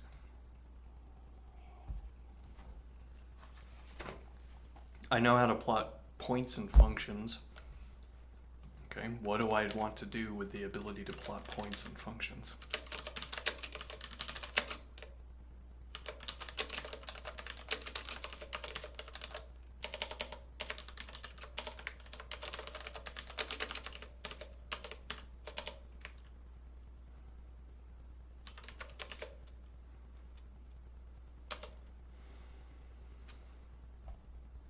So this places the x and y specifications under points.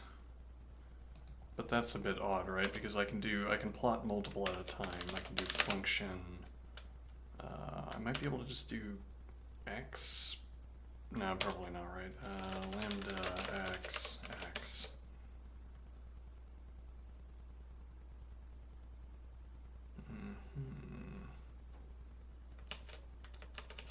Now what happens if I do that? Okay, we get our straight line. We get two plots. Wait a minute. Oh, that's because we're doing this, right? I guess let's cancel that out. Now, where can I put my XY specifications here? I just copy this. Don't need to train typing speed, as it were. Yes, I can put those here. I don't like that.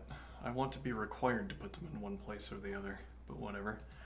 Alright, so there's our successful plotting of 2 points on a line.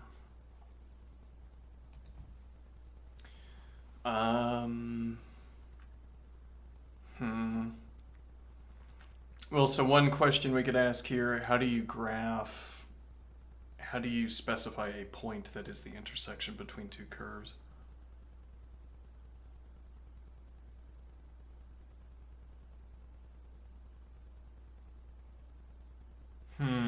So I have x and I have function lambda x minus x1.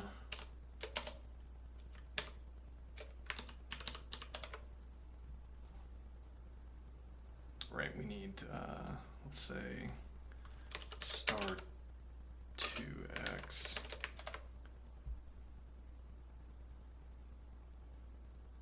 What? Hold on.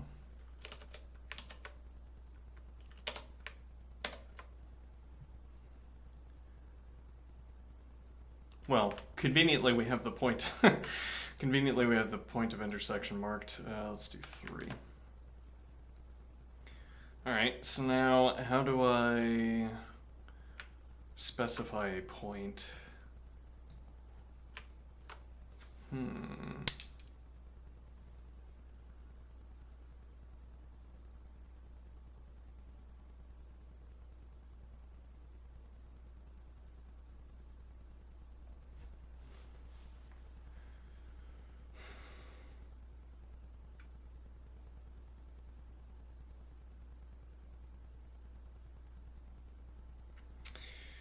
Yeah, that's a strange question, isn't it?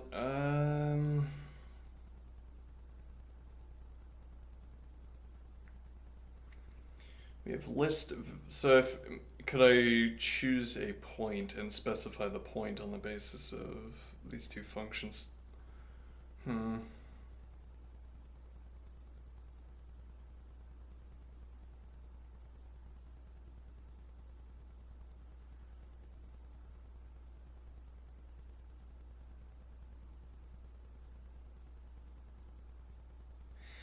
Well, so there's the question of what we need to do on paper and what we need to do with the plot, because I could identify the point of equality. Though if I had something like,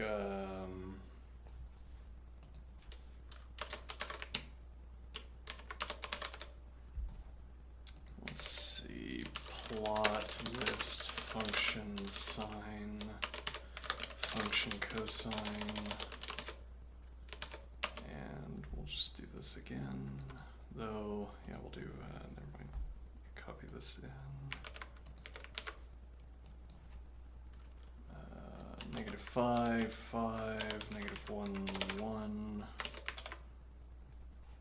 Alright, so now if I wanted these points of intersection, right, so if I wanted like infinitely many points of intersection, or indefinitely many as it were,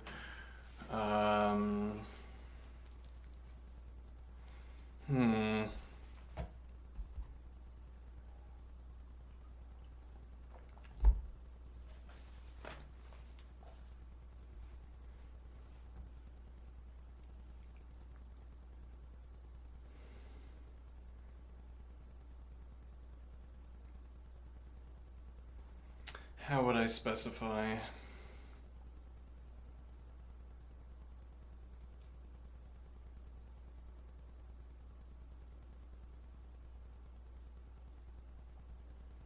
Yeah, well, part of the interest I'm getting here is sort of looking into my own head. My immediate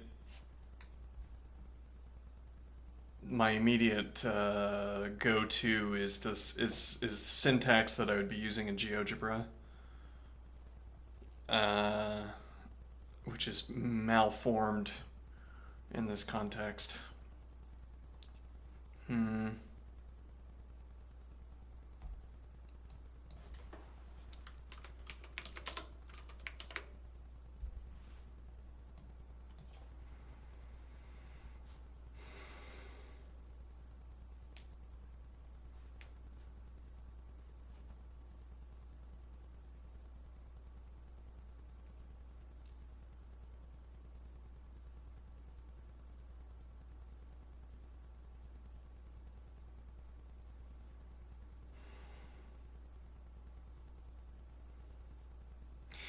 I mean, there are other ways of specifying.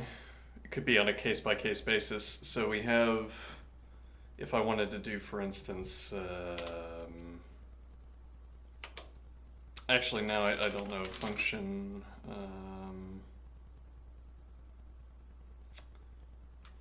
Yeah, well, no, hold on. Yeah, lambda x. Well, okay, function, can I just do function 5, e.g., well, function. I don't know what value that would be. Oh, it'd be root 2 over 2. Right. I'll just do 1.4 rather 0.7. Does that work? No.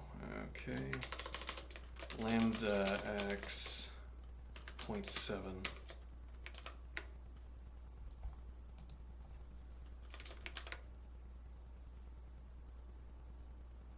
Okay, which raises the point that I can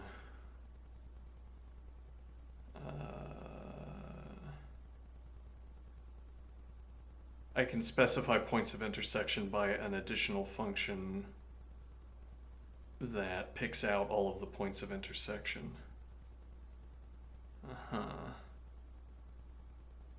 Though then what I would want here would be a trigonometric function that picks out all of the points of intersection.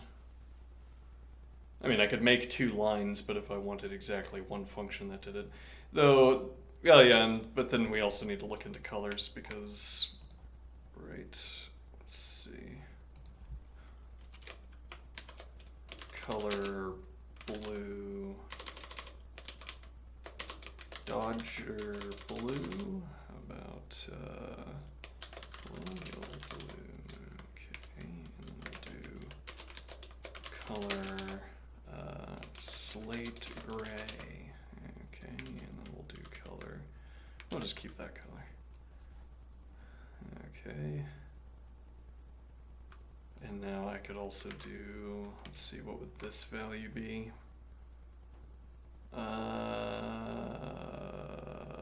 Well, that'd be negative 0.7, wouldn't it be? Yeah, alright. Roughly. So.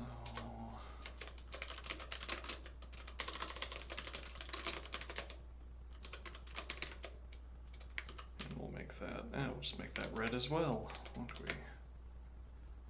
Okay.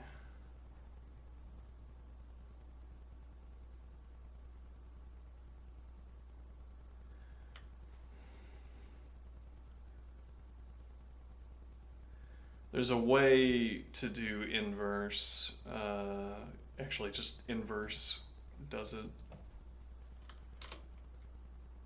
So what happens if I do inverse, inverse lambda x 0?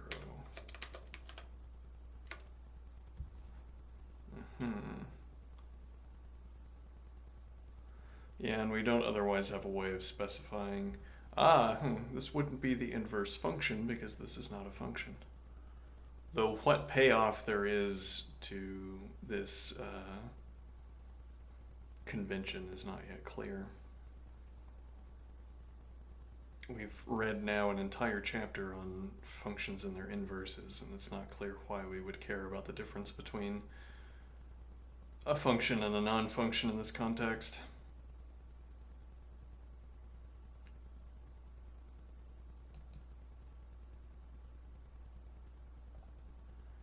Let's see.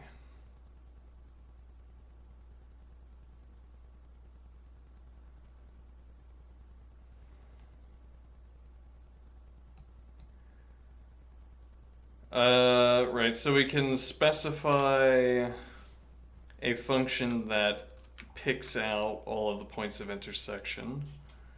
But I feel like, let me think.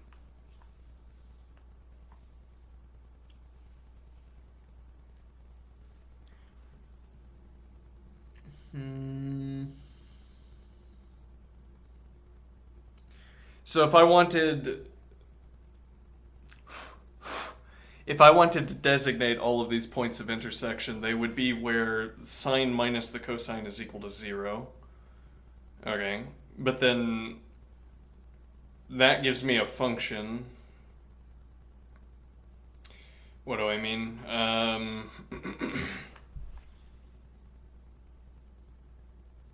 Or maybe better to say that description does not give me a function because it only specifies these points. Or it would have to be, you'd have to have a strange definition of function where simply a pile of points that are completely disconnected constitutes a function. Maybe that is a thing, but that's not what we're looking for. If I wanted, for instance, a trigonometric function that oscillated between the points of equality, I would not obtain that by transforming sine of x minus cosine of x equals 0. Because again, it doesn't, that description does not specify a sinusoidal function that has peaks and troughs at these equality values. It just picks out these equality values. So if I wanted a sinusoidal function that picked out the points of equality, I would have to put in more analysis. I'd have to do more function design.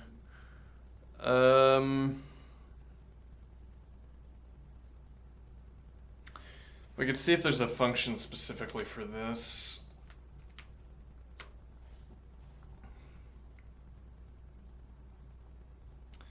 Vector field. Those are neat. I like vector fields, but we're not there yet.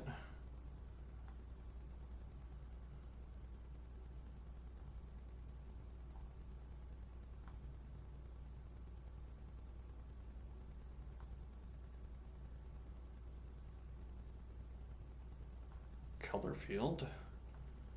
Maybe we should prioritize figuring out how to use the color field.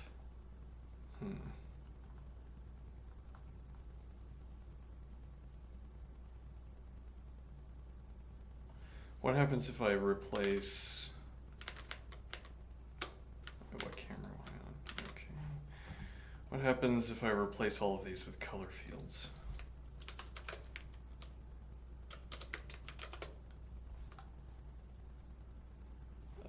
Actually, I'll delete these two. Okay.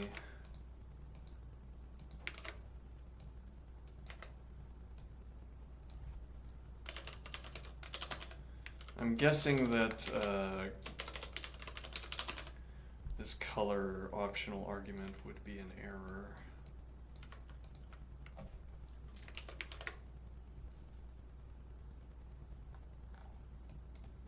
Is that lag, or did I give an argument that doesn't make any sense?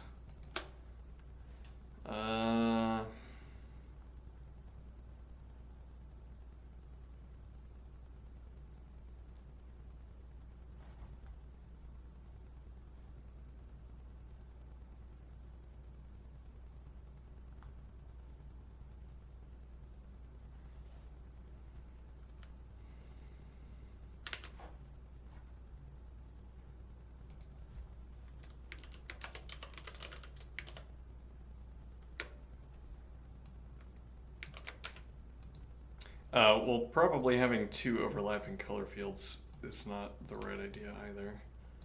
Hmm.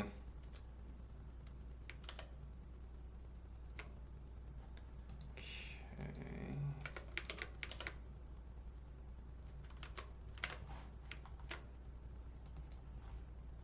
Oh no. Oh,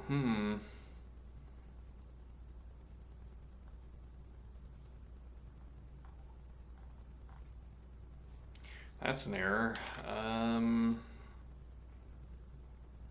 Okay, let's do this in the other direction. Let's plot this first and then see what happens as we edit. None of this Greek symbol business. We're gonna use lambda, the word. Sure. I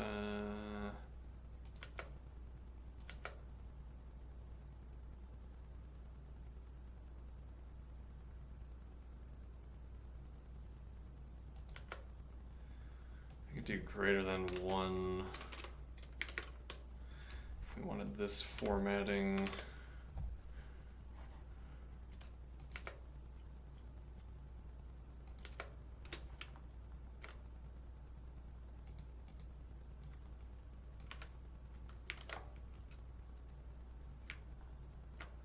Alright, so what is this actually telling me? Would be a helpful thing to ask, helpful question to answer first. Lambda xy if greater than 1 plus the square root of x plus the square root of x squared y. Is this package specific, or can I actually do square root? Huh. Intriguing. I did. Oh, that's square, not square root. I see.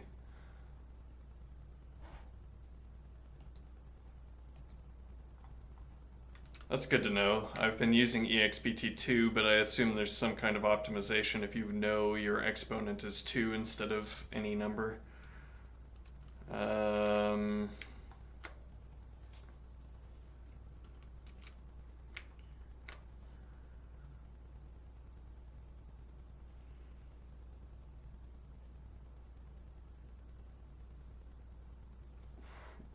What is this doing?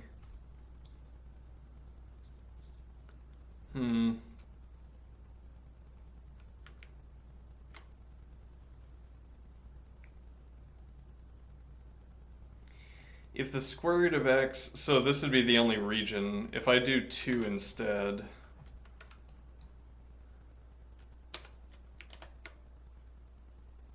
yeah, we get a different region bounded by root 2. Okay. Similarly, this would be bounded by root 3.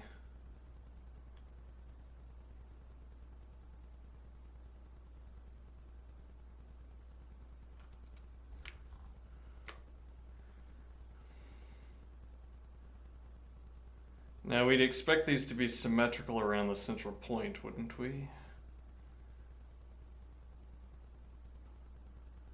Which is not the case.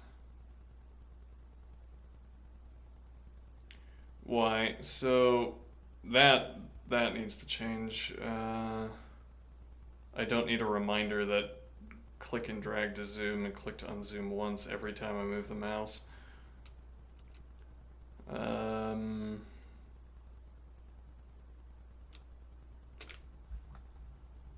Though a handy indicator for where the center is.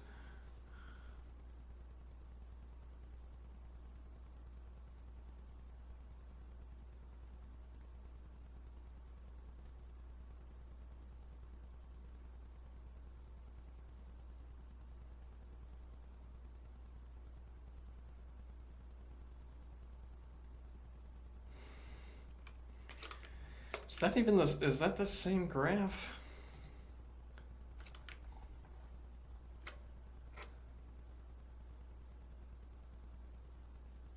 I feel like it was symmetrical, like these two central squares were symmetrical before, but apparently not. Alright, so now we know what this graph is doing.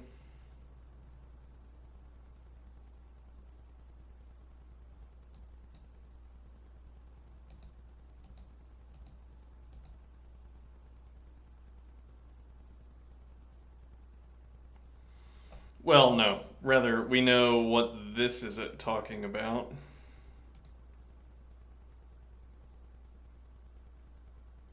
So it's randomly choosing. It's not on the basis of... Okay, so if I did, like, red...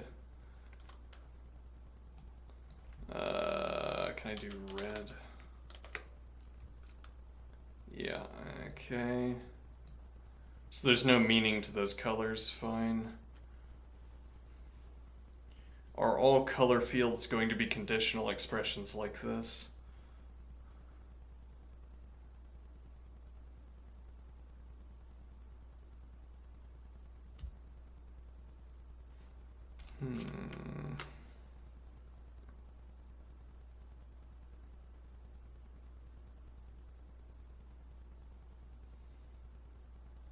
So, actually, I want to go back to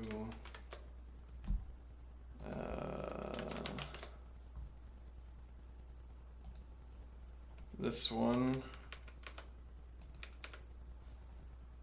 I just had some continuing deja vu here, including saying this out loud. Anyway, so if I have...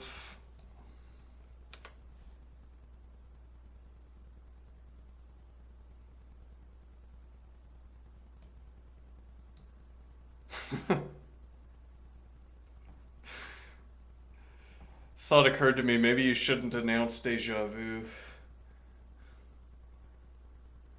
Just a fanciful thought that ran through my head. You are repeating it. You don't want to make the simulators aware that you know that you're on a loop. Anyway,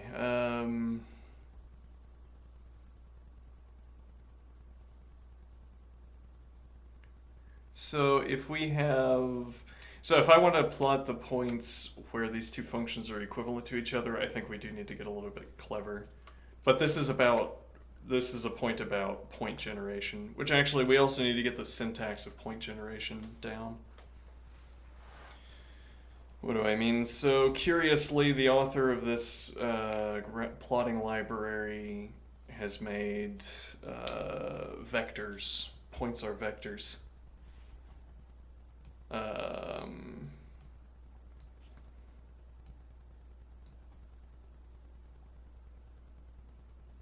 Okay, so how do I generate a list of vectors that meet a specification? Interesting. If I do define point generator function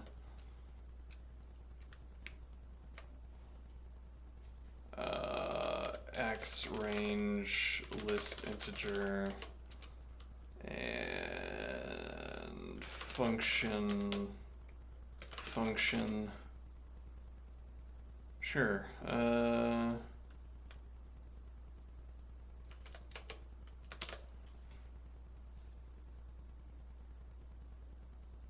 right, well, it is, the author has given the preferable way of doing this, map vector to map, well, it'd be x range list integer and then map function to x range list integer. All right. So I say point generator function range 10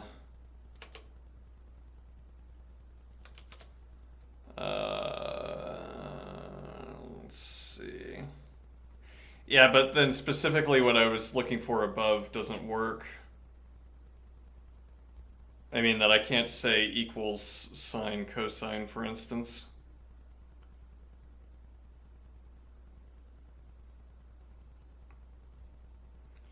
Okay, however, what I can do is sine define A, define B, point generator function range 10 cosine. Alright, and now filter A.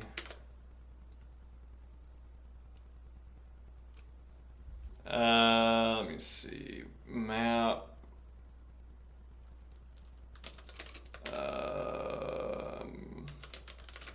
Lambda. No, hold on.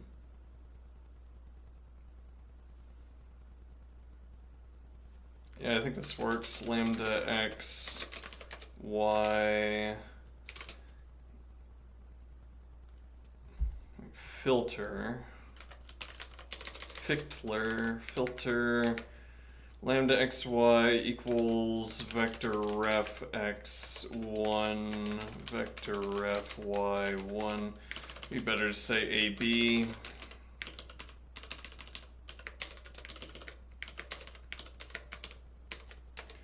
Onto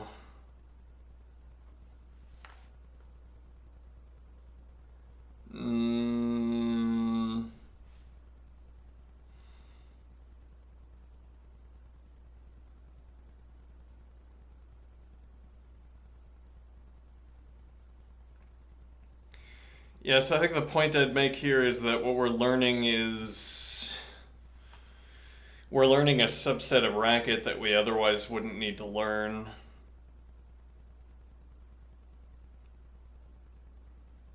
A subset of racket that's devoted to producing vector tuplets with various characteristics.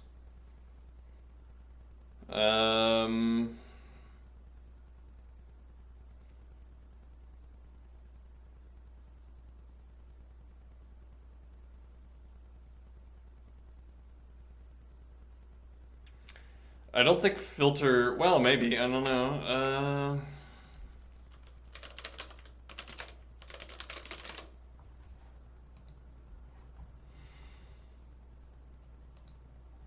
Nope.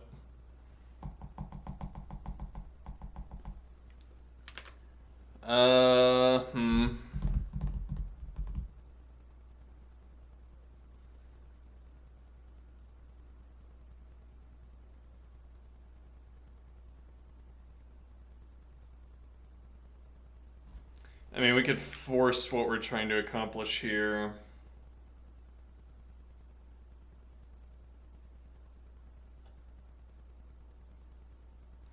Yeah, though then we only need one of these.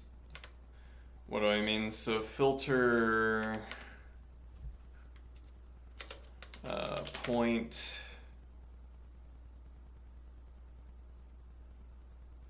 equals vector ref point 1 cosine vector ref point 0 on A. List points. I don't know why rigor falls out when we're taking notes. List points. Okay, now what are we gonna do? So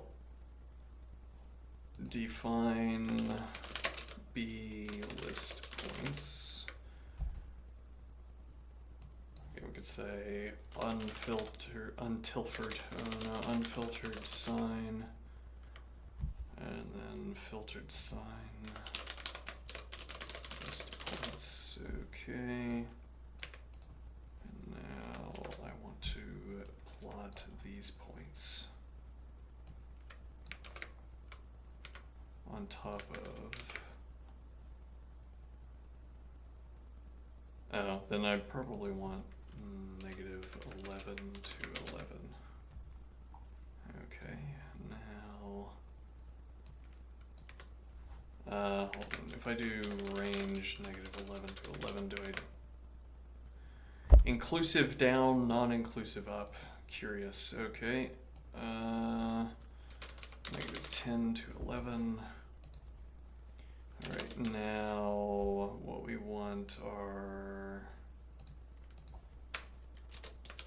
points, filtered, sign, list points. Go. Go.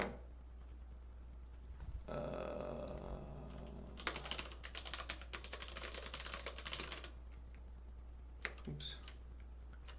Go.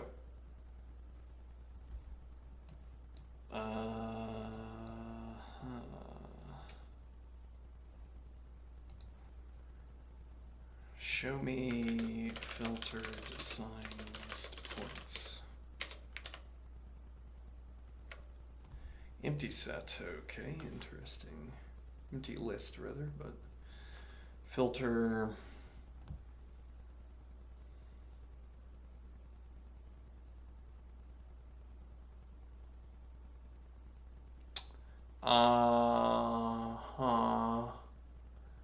Is it possible that the cosine and the sine don't output the same values, even when they're supposed to? Oh, no, that's not the problem. The problem is that we're not working with the reals. Yeah, that's a problem. None of the integer values, right? So we would need...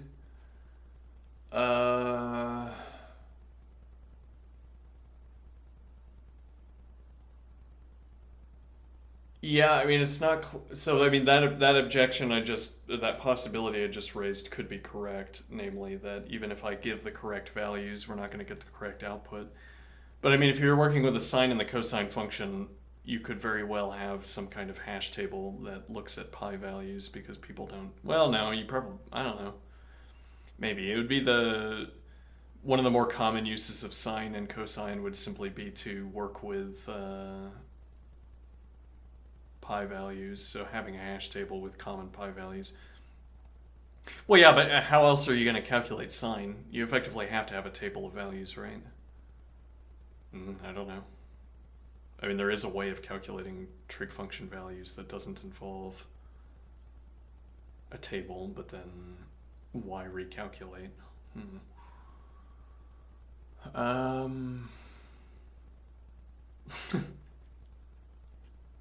I like these little snippets of video that pop into my head sometimes.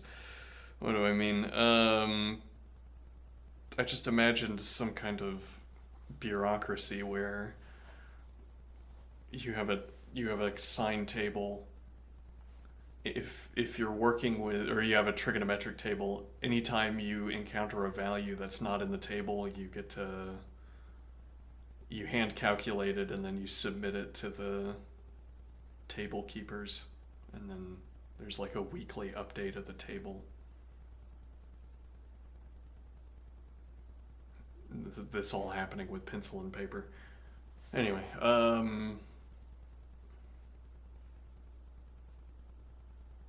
actually that's an interesting point. Memoization, would it ever be preferable to memoize in groups instead of memoizing one at a time?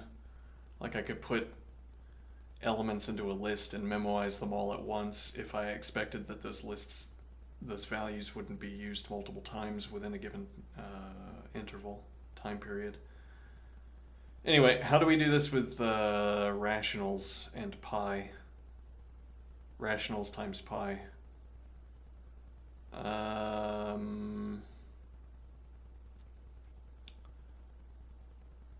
So if we did, let's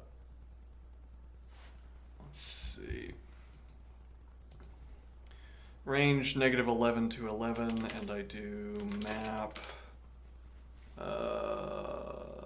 let's see, append map divide lambda x divide x 6 onto a onto map lambda x divide x4 onto a.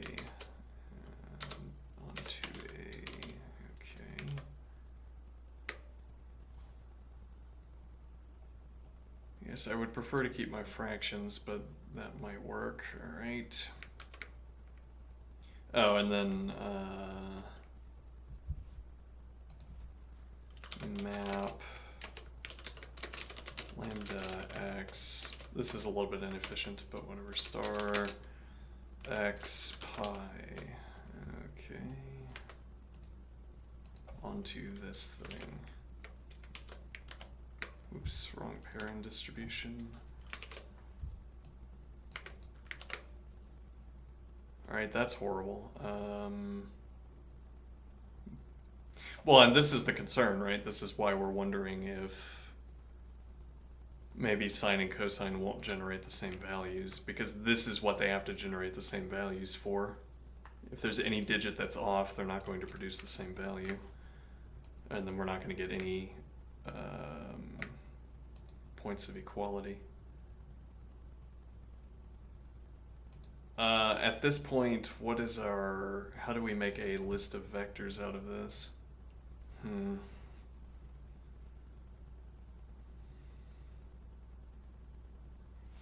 Okay, so we would name this...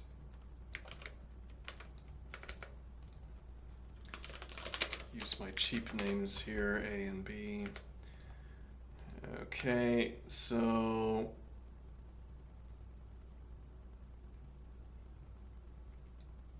actually, it's the entire thing, right?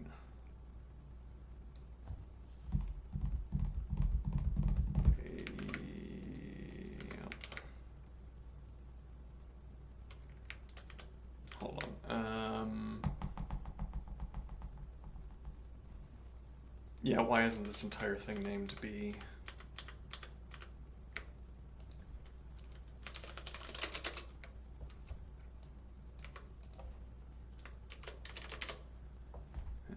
Okay, and now what we want to do is...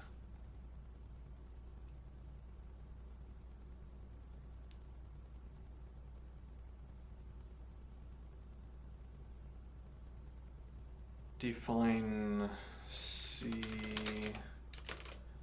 map vector onto B sine map sine onto B. Uh-oh. Oh, we didn't ask for it. Let's see.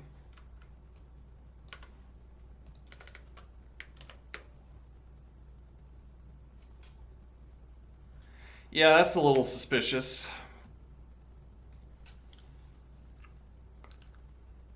This is supposed to be 2 pi, so this is supposed to be 0, and it is not 0. Alright, let's see.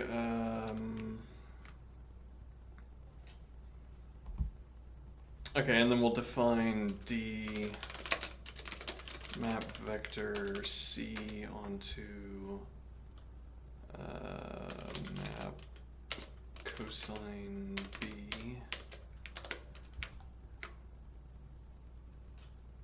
Or actually, no, what we would do is filter C for how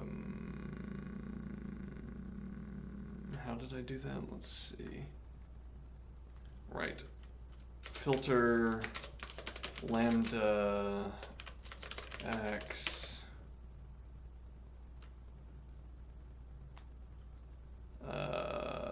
equals vector ref.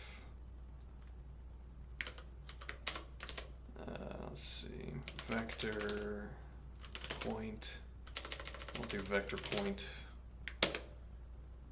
to remind myself it's a vector and that it is a point. Vector ref, vector point, 1 cosine vector ref, vector point 0. Oh, and filter that on C. Empty, yeah. Now, I think this procedure was correct, albeit a little bit haltingly correct, but this is the problem. Sine and cosine don't produce the same values when you follow through on this procedure. Rather, they don't produce the same values even when they should. And to make that clearer, let's carry this over to a new tab. We could remove the...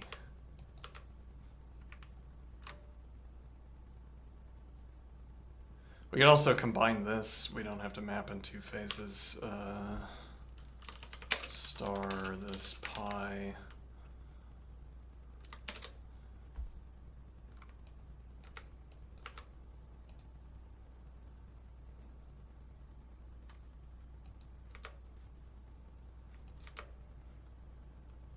Okay.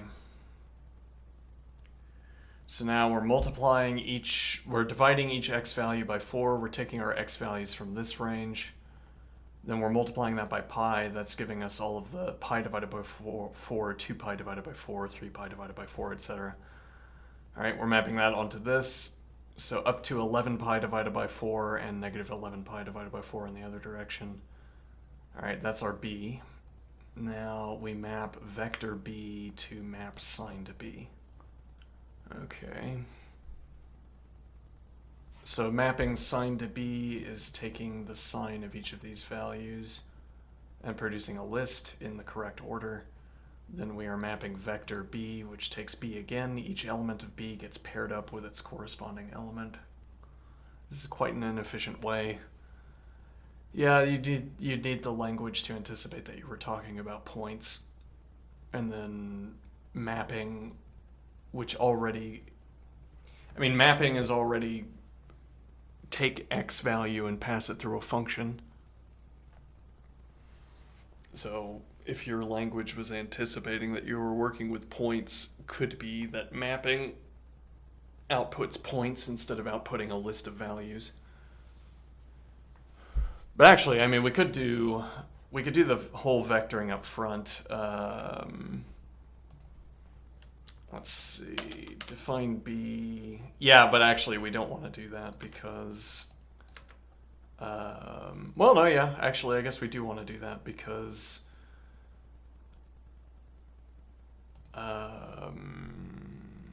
we're filtering down here on the basis of...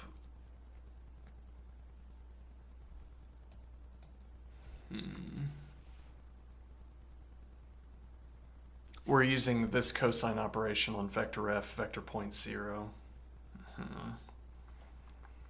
I believe it, I trust it. Okay, sure. Let's see, vector x. All right, so this is a point generation procedure now. All right. Well, now actually we need to do sine of... Okay. And now we can delete this.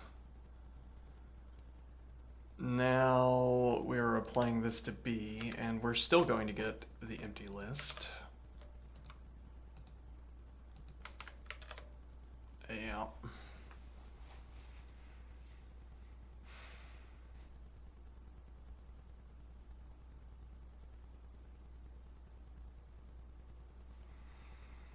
And that's generally going to be a problem. I mean, we're never going to be able to ask for equality between functions in this way unless those equality points fall on rational values.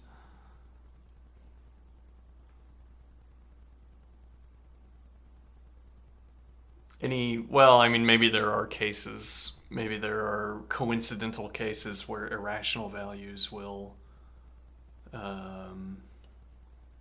work after this kind of procedure, where we'll be able to get equality between functions even though the equality takes place on an irrational value. But yeah, I mean, it's like you'd have to have a hash table where you say root 2 is equal to this exactly. Well, no, I mean, the function that calculates square roots is the hash table. Like almost literally, maybe you'd say literally, the function that calculates root 2 is the hash table.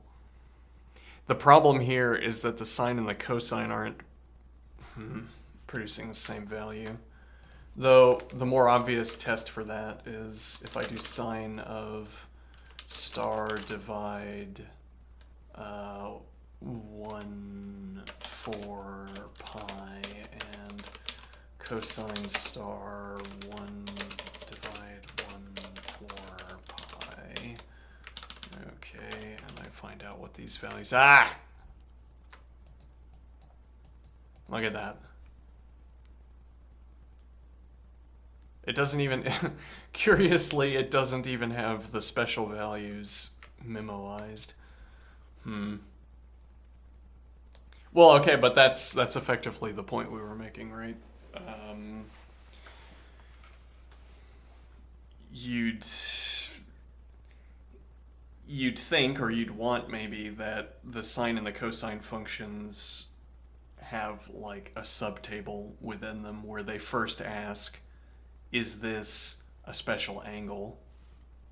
And then we go to the more limited subset so that these would be defined to be equal, or you'd by hand specify that these produce the same values, because this is one of the special angles. Okay, but then on the other hand, that is merely a pedagogical tool, as in you learn the special angles of the unit circle in trigonometry. In trigonometry, for pedagogical purposes, not because they're exceptionally useful in applications that require sine and cosine functions. I mean, if you had any multiplier on your pi value, like 2 times, well, no, 2 times specifically wouldn't. Well, no, if you had any non-integer multiplier, suddenly you're outside of this table that we were imagining. All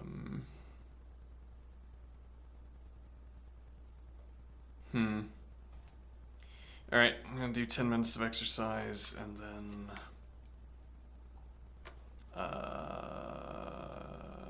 I'm going to take lunch. Anybody in chat? Nope. All right.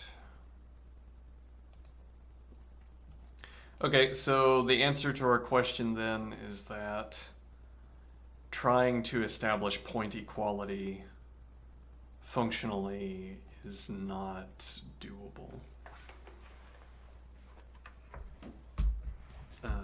Not a viable idea.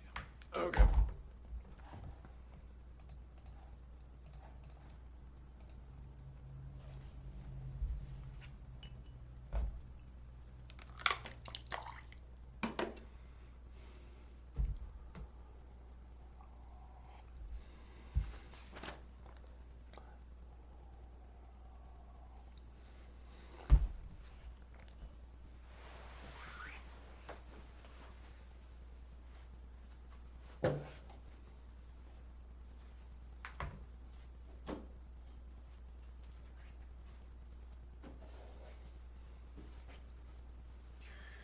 Okay.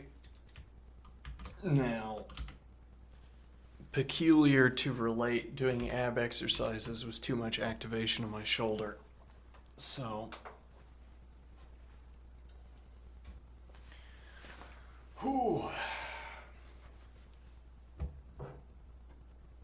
another 10 minutes of squats then. Yeah. Now, I'm not sure that I will be able to do 10 straight minutes of squats. We might have to start jogging at some point. Well, we'll see. Actually, let's only commit to 5 minutes, let's say, and then we'll... Yeah, the 5 minutes of jogging, I don't know.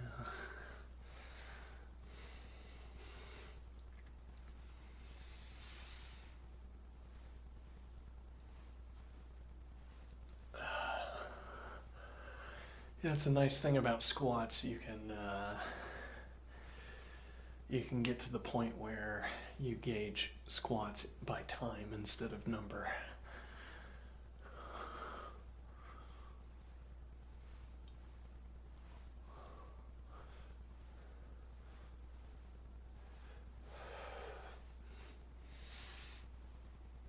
And there's 1 minute of squats. Easy game. Though I started the clock before whatever.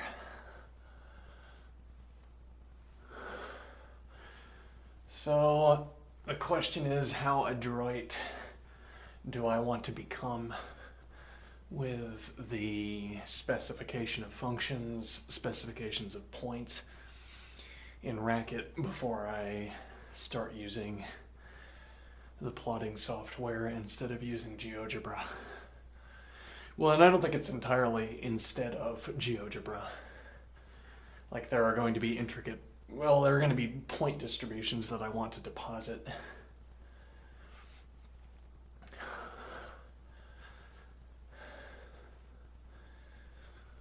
And actually, so we might have to start talking about tolerance values. Ah, interesting.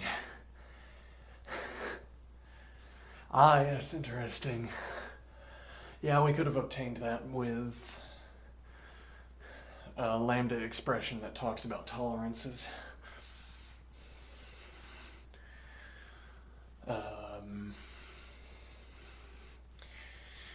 Anyway, how adroit do we want to get? Well, and the point is that we don't want, in the midst of our limited amount of time every day working on calculus, to have to stop and say, well, actually, I don't know how this code works.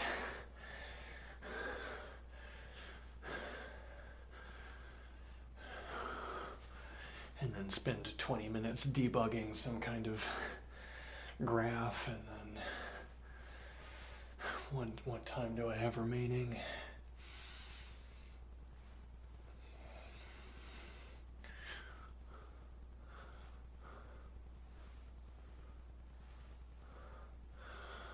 But, well, we'd be getting on-the-job training, on-the-use training. Yeah. It's just, again, all of these...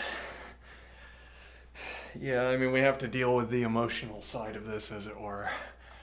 I'm learning all of these time-saving, all of this foundational stuff, and it is slow to do so.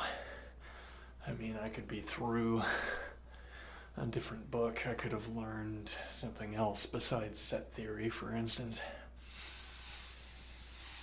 But as I am occasionally wont to tell myself, we don't have time to take the fast routing.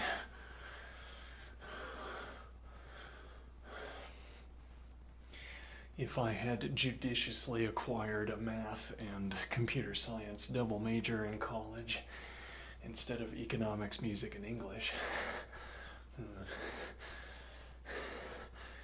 I might not have had my deep ideas about how language works, but I could have gone straight into employment, be well versed in coding already, and then could have had my epiphany that I need to study math at a later, sort of at my leisure.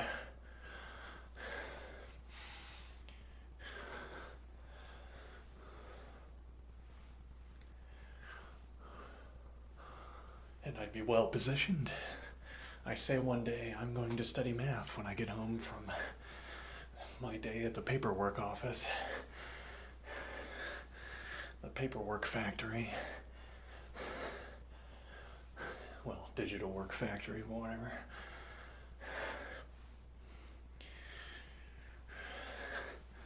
Oh, do I want to use pre-baked plotting software? No, I want to use R, which I know, or Python, which I know, or C, which I know, or Rust, which I know.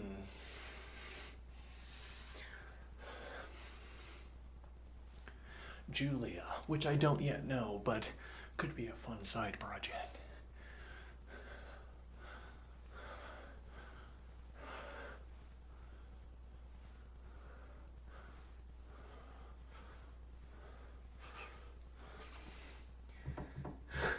Turns out, actually, it's no problem to do however many minutes of squats. Yeah, once you're limbered up.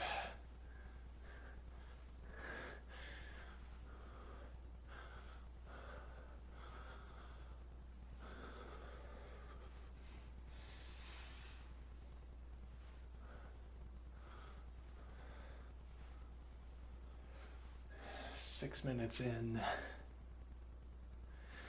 heart rate barely elevated.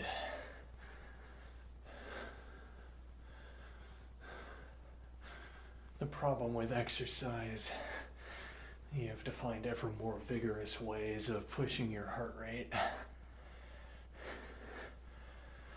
How much more vigorous can I get?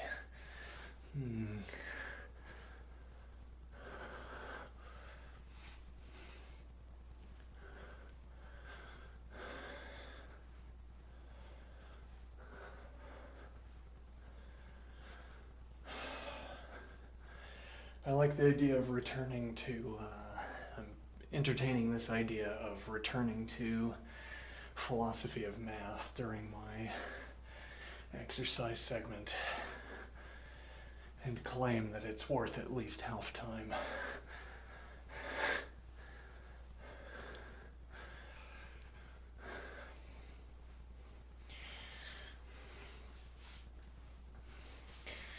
Might need to acquire another book, though. I don't know, we could keep going with Wittgenstein, but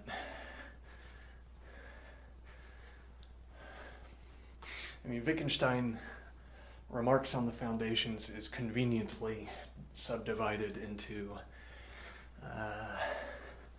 sort of session-long fragments.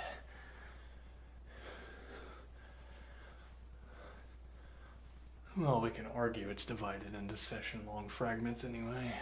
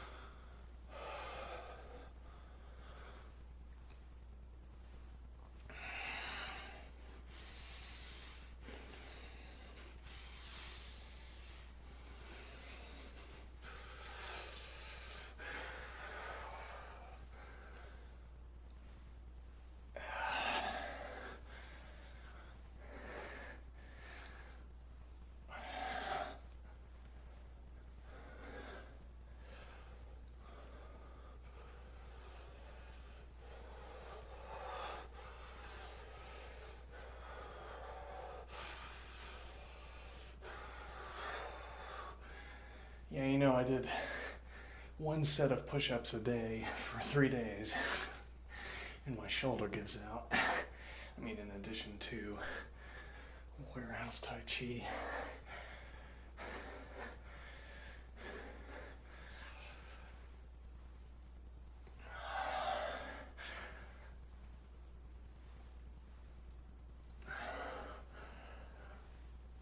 Okay. I'll be back after lunch. See you soon.